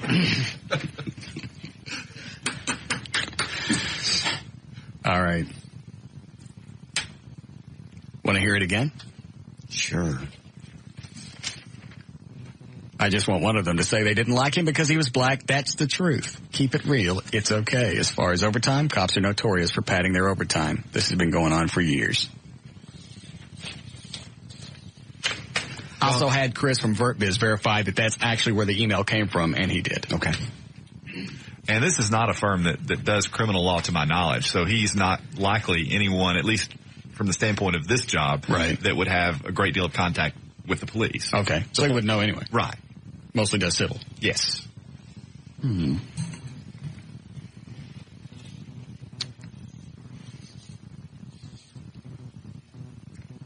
going to take many hours on my knees over the weekend. Okay. Deep thought, a lot of prayer. I'm at whacking. Oh, sorry. Well, you can think while you're doing that, too. Yeah. Yeah. Yeah. Here's what I'm doing to him. All right.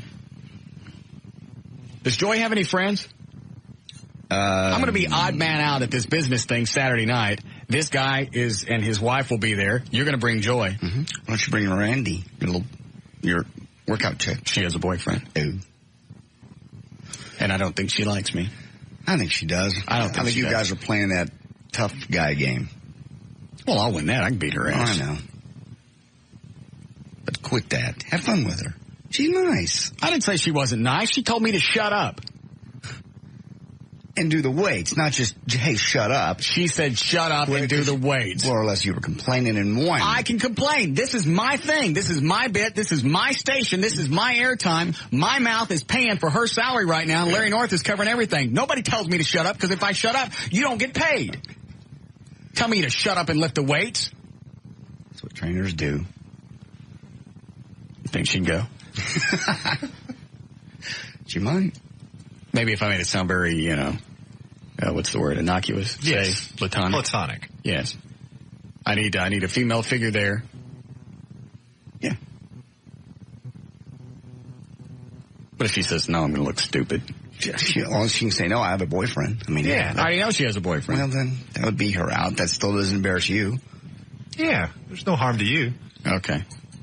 And by the way, our little bet for this weekend that you can track me is off for Saturday night. What bet? That we bet $1,000 that I could go this weekend with Joy somewhere and you wouldn't find me. No, that bet's still on. No, it's not. Yes, it is. That's not fair. That's not my fault. Why don't you take a better business course next time? No. That's the only reason you're inviting me to dinner is to win this bet. You can't win a bet just legit. That's the only reason you are such a little worm.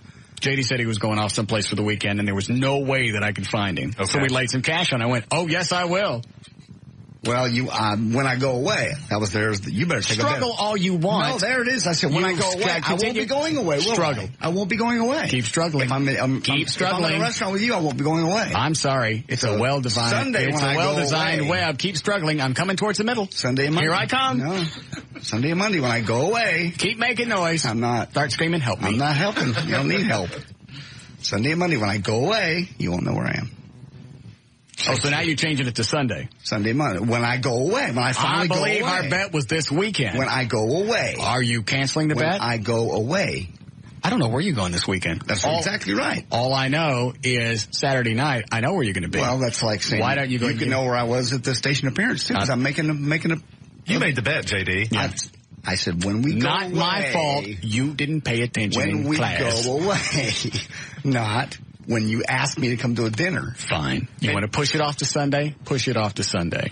Then you're going to do something else on Sunday. Make me be somewhere. I will not do anything. You do what you want. Just don't fall for that invite to dinner trick. When Joey and I go away. I thought that was going to be a piece of cake because at the end of the dinner, I go, I got it. Now give me my $1,000. Damn. You are a weasel. That's just amazing. That was all the only reason you invited me to dinner. No. Not to really. win the bet. Yes, it is. It was an added bonus. They wanted to meet you. Bring a pad. They know the show. They wanted to meet everybody that was going to be on the show long term. So this weekend it would be you.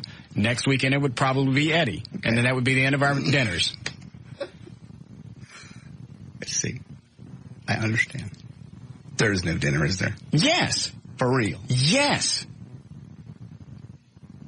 Well, when and if Joy and I leave town, you won't know where we go. That is the bet. Now, it's always been the bet. All right, so it starts Sunday now. Whenever Joy and I leave town, when we leave Dallas-Fort Worth and go somewhere, you will not find out where we are. Then this is the way I will adjust the bet so you don't feel funky. Well, I will know all of your moves come Tuesday when we're on the air for the entire weekend.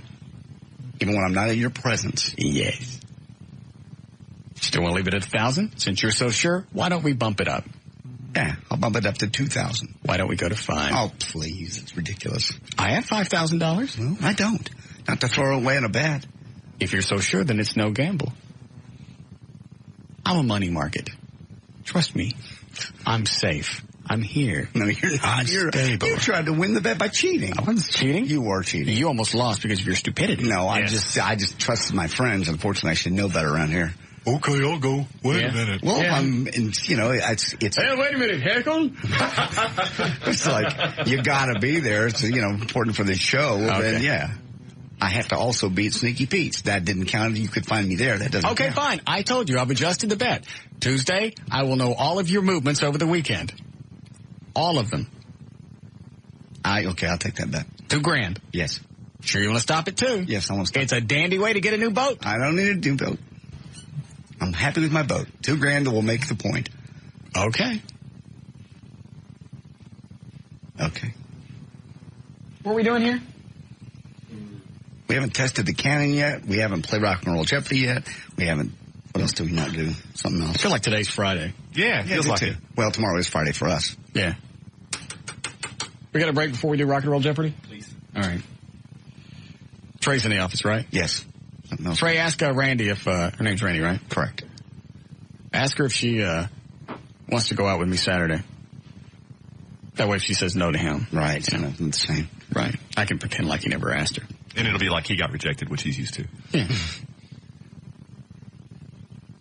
Yeah. Yeah. Topless dancers will always come up to a single guy in a bar. This is a really quick side story. Last night at Texas Showgirls, Trey walks up to the bar, two of the dancers, they split, they go on each way. The sales guy just went, did you just see that? That was funny. Because zombies ain't got no wallet. They don't give undead cash. Sorry, we don't take drachmas. All right, we'll be back. Busted.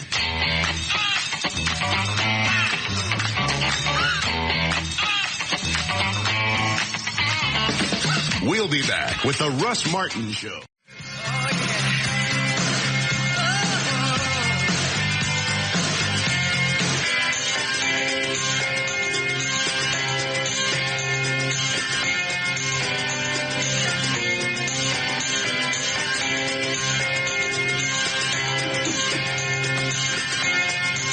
You getting emails about what? I'm getting emails. Everybody's got a theory on how you track me, and I'm going to lose this bet. They're all like, hey, stupid, he's got private eyes, and if you get on an airplane, then you're going to use a credit card, and Eddie can track that. Don't use cash, buddy. Yeah, you better pay cash and also drag some branches behind your car. Get a mustache and one of the big hats. God. You do whatever you need to. I've had 6 people tell me I'm an idiot. Pay cash. Have Joy pay cash. Nobody knows her name. Nobody knows her last name. Have her pay for everything. That way there's no tracking. Do what you need. Leave at 2 o'clock in the morning. I don't care. Okay. Are you sure you're happy with just $2,000? Yeah. That's fair. That's fair enough to make the point. To who? to you. How will that make a point to me? Well, I know 2,000 is not that much to you, but it is to me. Okay. And well, if you're not won the bet. If you're not going to lose it, what's the big deal? Let's go up. No. Come on. I got some body work I got to pay for on the Batmobile after backing into the garage. Yeah, and your other car too, which I saw. Well? No, I'm not going up. That's silly. I am comfortable with $2,000. That's a lot of cash for me. Obviously, I'm pretty comfortable with the bet. Okay, then. Then we'll see. Tuesday by showtime, I'll have a rundown of your actions over the weekend. So everybody knows it doesn't count if you've made me show up somewhere or if it's a station appearance, which I have. Why don't you just pick a date and we'll go from time to time? Sunday at midnight to Tuesday at midnight? As long as you don't call and go, hey, we got a meeting. I'm not doing anything. Okay. Just pick a time. Sunday at midnight to Tuesday at midnight? That'll work. Okay. And you understand Monday night into Tuesday morning. Correct. And you need to know, you ought to know everywhere I went, not just, hey, you were at your house or something. It'll be enough to know, for you to know that I know what you did and where you went. Okay. So, are we secure on the dates and times? I am. All day Sunday, all day Monday. All day Monday. You got it. You'll know everywhere I went, everything I did, and there's no way. Okay. Well, if there's no way, let's go up. I don't. Come on. No. Let me think about it. Oh, not now. Maybe tomorrow. All right. What are you doing in here, Mr. Trenholm? Thought we were playing Rock and Roll Jeopardy. Did I summon you? No. Okay. Back to the sarcophagus. Yes. Okay. You evil, evil man. Your drachma's no good here.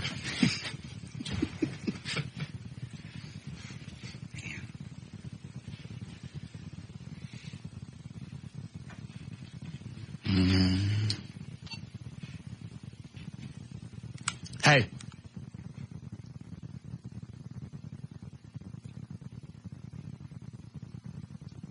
Hello?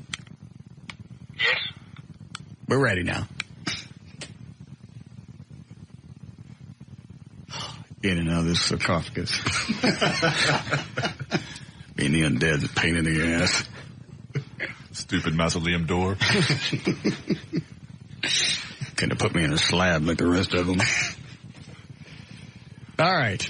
Ready to go? Sure. What's the category, you? Rock and pop from actually the 60s all the way through the early 90s. Perfect. All right. Here we go. It's time to play Rock and Roll Jeopardy! And here's your host, Russ Martin! All right. Dan O'Malley will line up 4 people that we'll play for on the phone. What could they possibly win, John? They could get 12 months bronze level web hosting service from VertBiz.com, the official web host of Live 105.3 and the Russ Martin Show, a Little Morphin' Annie CD with Everett, and 1 pair of tickets to see Bret Michaels at Deep Ellum Live November the 7th. Ticketmaster is at 214-373-8000. Did you sign those CDs, Everett? No, actually they're still bubble wrap, but I can't. Oh, I think people like them signed. Okay, I can do that. All right. Okay. Let's see. Let me get everything in order over here. All right. You got all 4 people lined up, Dan? Good. Ready, Eddie? Yes. Let it fly. Oh, wait, who's your thing? Oh. Ray, check your buzzer. John? Everett?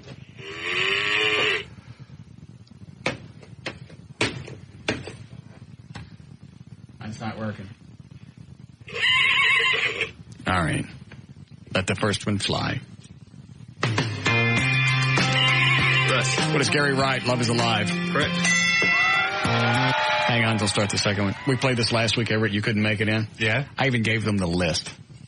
Everybody got to look at the list of all the songs that Eddie used. Just momentarily. Right. You still got a chance to look at it. I know. Long enough to read all the songs. And you still smoked them. But of course. Go ahead. Everett. What is AC/DC 30 Days? Correct.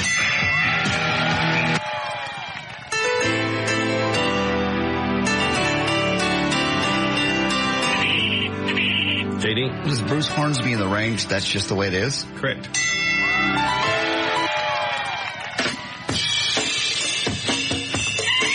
Russ. What are the Doobie Brothers? Jesus is just all right. Correct.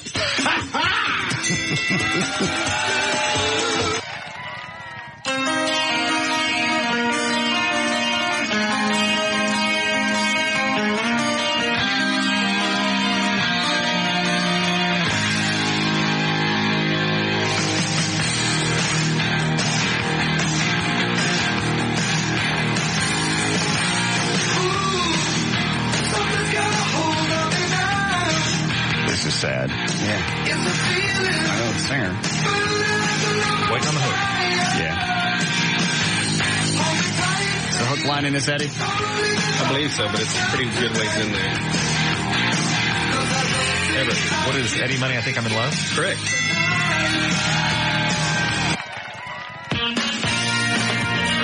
Everett.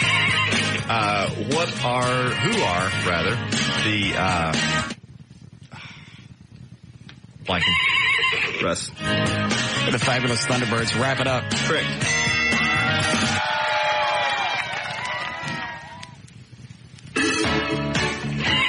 Russ. Who is, what is somebody's... Sorry.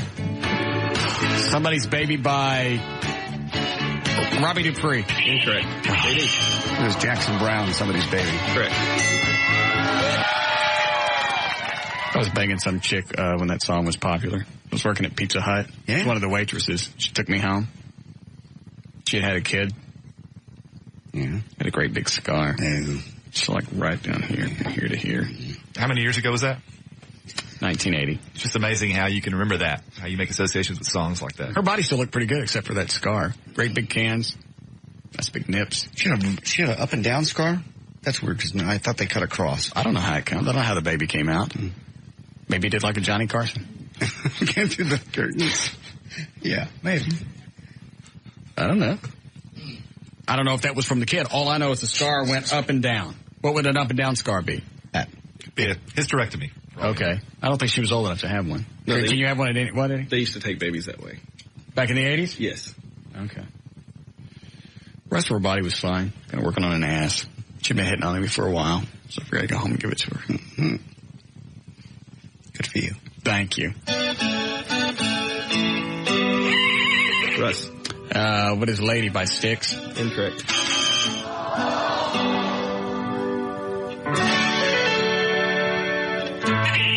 JD. What is Lady by the Little River Band? Correct.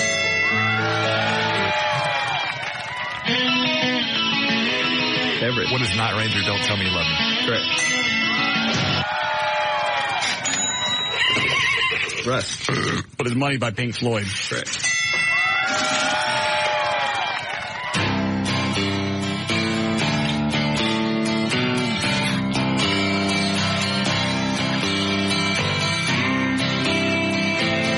Is this that talking head fella? Oh, no. I don't think so. There's something about beating up Elvis.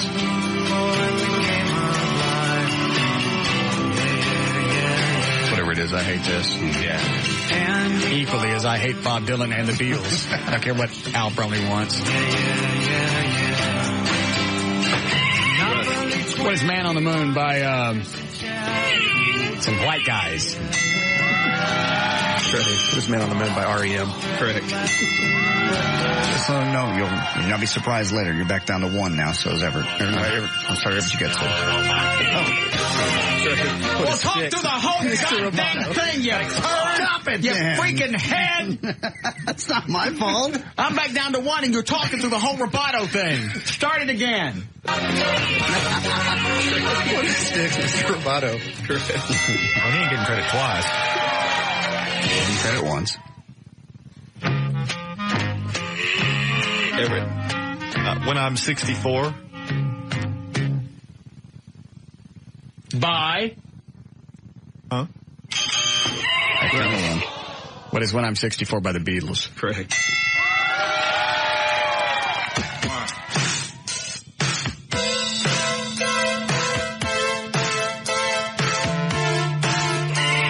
Russ.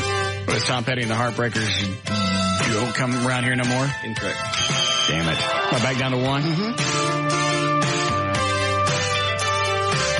You better watch what you say. You better watch what you do to me. Everett, what is Tom Petty and the Heartbreakers? I got lucky. Incorrect. 0. I'm mouthing what it is to Everett. It's like, I don't know. Yeah, I can tell. Everett does anyway, so I'm still ahead then, right? Yeah, you are 1, he's 0. Yes. JD. Is it Tom Petty, You Got Lucky? Correct.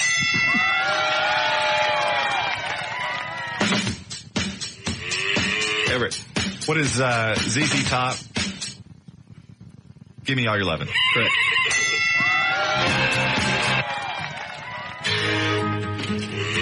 Everett, what is Rat? Back for More? Correct. Everett, what is Aerosmith? Russ. Go ahead, Everett. It's what is Aerosmith? Dream On. Correct.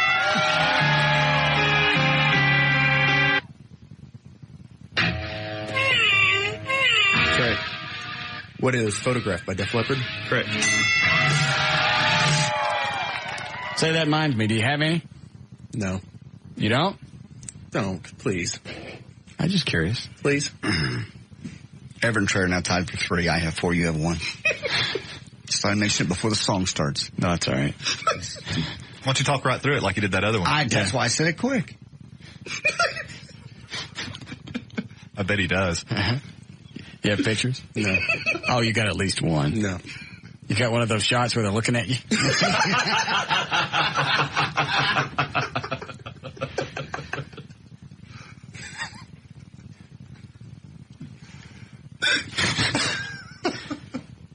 I'm just curious. I didn't say nothing. Do you? No. All right.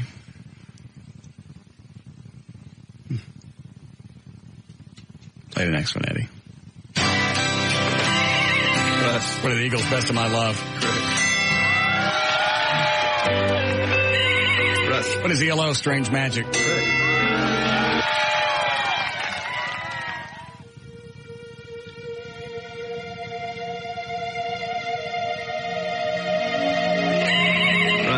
What is Foreigner?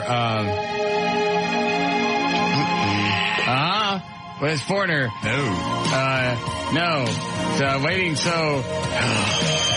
Everett. What is Foreigner? Waiting for a Girl Like You? Correct. That's what I said. No, you didn't. Waiting. I wasn't done. Yeah, you were.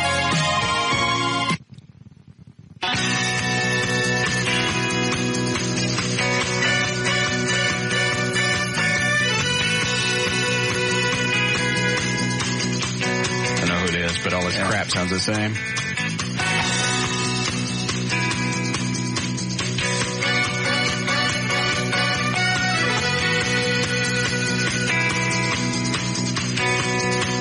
We gotta hurry. What is it, Eddie? Paper and Fire.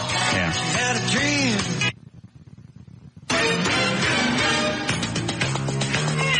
That's right. What is Michael Jackson on Bad? Correct. No. I thought it was Thriller. Yeah. What score, JD? Huh? Everybody's got 4 except you. You've got 2.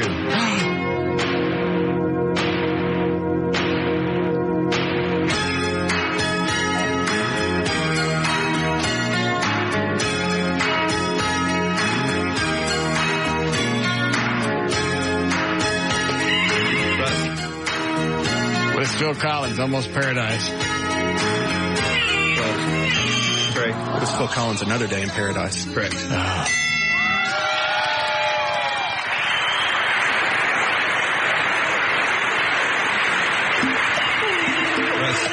What is Guitar Zan by Ray Stevens? Correct.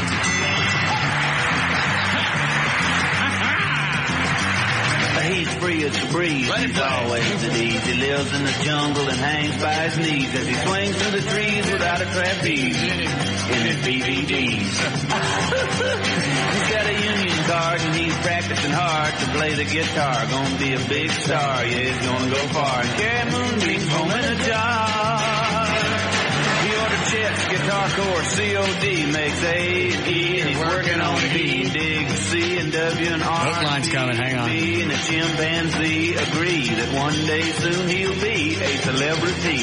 Get it, get it, get it, get it, ow! Guitar man! He's a guitar man! All right, go to the next one. I like how they emphasize that with horns. Yeah.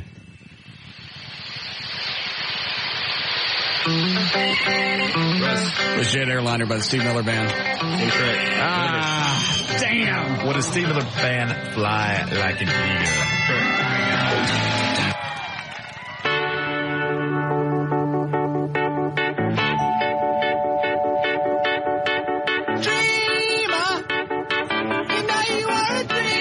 Everett, what is Supertramp? Dreamer? Correct. How many left?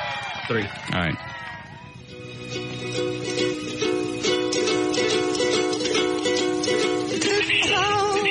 This Tiny Tim tiptoed through the tulips. Correct.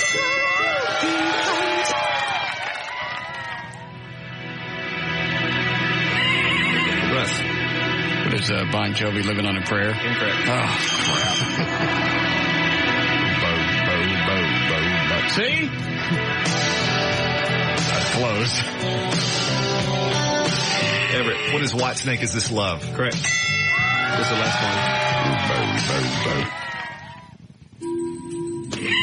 Russ. What is The Heat Is On by Glenn Frey? Correct. All right, what's the score? Final score, Train, I had 5. You had 1. How'd I get 1? Everett had 7. I got more than 1. You had 1. You're right, you almost had 0 if one's that last one. No, you keep trying and you're wrong. You were wrong. Everett had 7. Then Tim won, the guy on the phone. Okay. Tell him what he's got. Tim's got 12 months bronze level web hosting service from... You don't mind if I talk while you're doing all this, do you? Not at all. VertBiz.com, the official web host of Live 105.3 and the Russ Martin Show. Also, pair tickets to see Brett Michaels live at Deep Elm Live November the 7th. Call Ticketmaster 214-373-8000 and a CD from Little Orphan Annie with Everett Newton. We'll be back with the Russ Martin Show.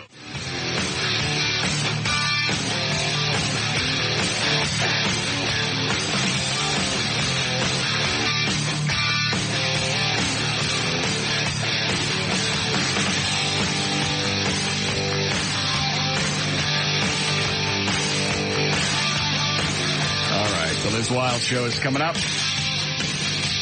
We get to everything? Yes. I found out something kind of cool. They have Clint Black on tonight in their show. Oh, really? Yeah. What's he going to do? Just interview, talk to him. He's not in the studio. I believe he's on the phone. Oh. What's he pitching? Probably a new CD. I have no idea. Well, good. They say what time? They did not. Then I guess you'll have to listen to the entire 4 hours. Good. All right. You ready to go? I am. So you're on for Saturday? If you're serious and it wasn't just to win the bet, then I'm there.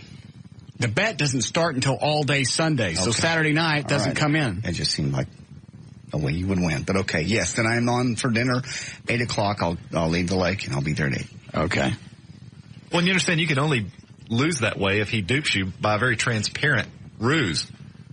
Yes. Don't be duped by ruses. Certainly not transparent ones. Yes. Go for the opaque ruses. Okay. Yes, or perhaps translucent. More information about the Russ Martin Show, email us individually. Go to russmartin.com. Maybe onion skin. Possibly. Yes. Those are always attractive. Yes. To get answers to any questions you may ever have about the Russ Martin Show, go to russmartin.info. To instant email us during the show, send it to studio@russmartin.com. Other show sites are johndavidryan.com, eddieboyd.com, treytrenholm.com, danantassos.com, gaillightfoot.com. For law issues, contact Edward Newton at dallasattorney.com or call him 214-823-LAWS. Hey, what was the story earlier with that investigator that was looking for you? Oh, he's... Apparently, whoever had my extension before we moved into this building is in some trouble. Because he left that as a contact number for somebody, so this guy's working backwards. I don't know where this guy works. What's the guy in trouble for? He said it's a third-class misdemeanor, felony, third-class felony. Does that make sense? Third degree. Third degree, I'm sorry. What would they consist of? 2 to 10. What could you do to be a third-degree felony? There are lots of things. Criminally negligent homicide, if it's that's a bad one then. Yeah, deadly weapons alleged. It could be pretty serious. I just wonder what level we're on here. Yeah, there's first, second, third degree felonies, fourth degree. Third degree is 2 to 10 years and up to a $10,000 fine. So it's a pretty serious offense. Okay. I got his name who they're looking for. Should have given Bob's extension. Yeah. He's here right now. He's got him an alias. Yeah. At plastic surgery. Looking like an old man. Looks like a sharp paper and clothes. Go get it. Workout equipment training provided by LarryNorth.com. Play it again. Sports and Flower Mound. LifeFitness.com. DietGourmet.com brings us his food and fitness in motion in South Lake. And everything else is at Live1053.com. By the way, the workout plan is now on the website. I don't know how much of it. RussMartin.com. Click on the news link. And it's got the workout plan. Excellent. All right. See you guys tomorrow. See ya.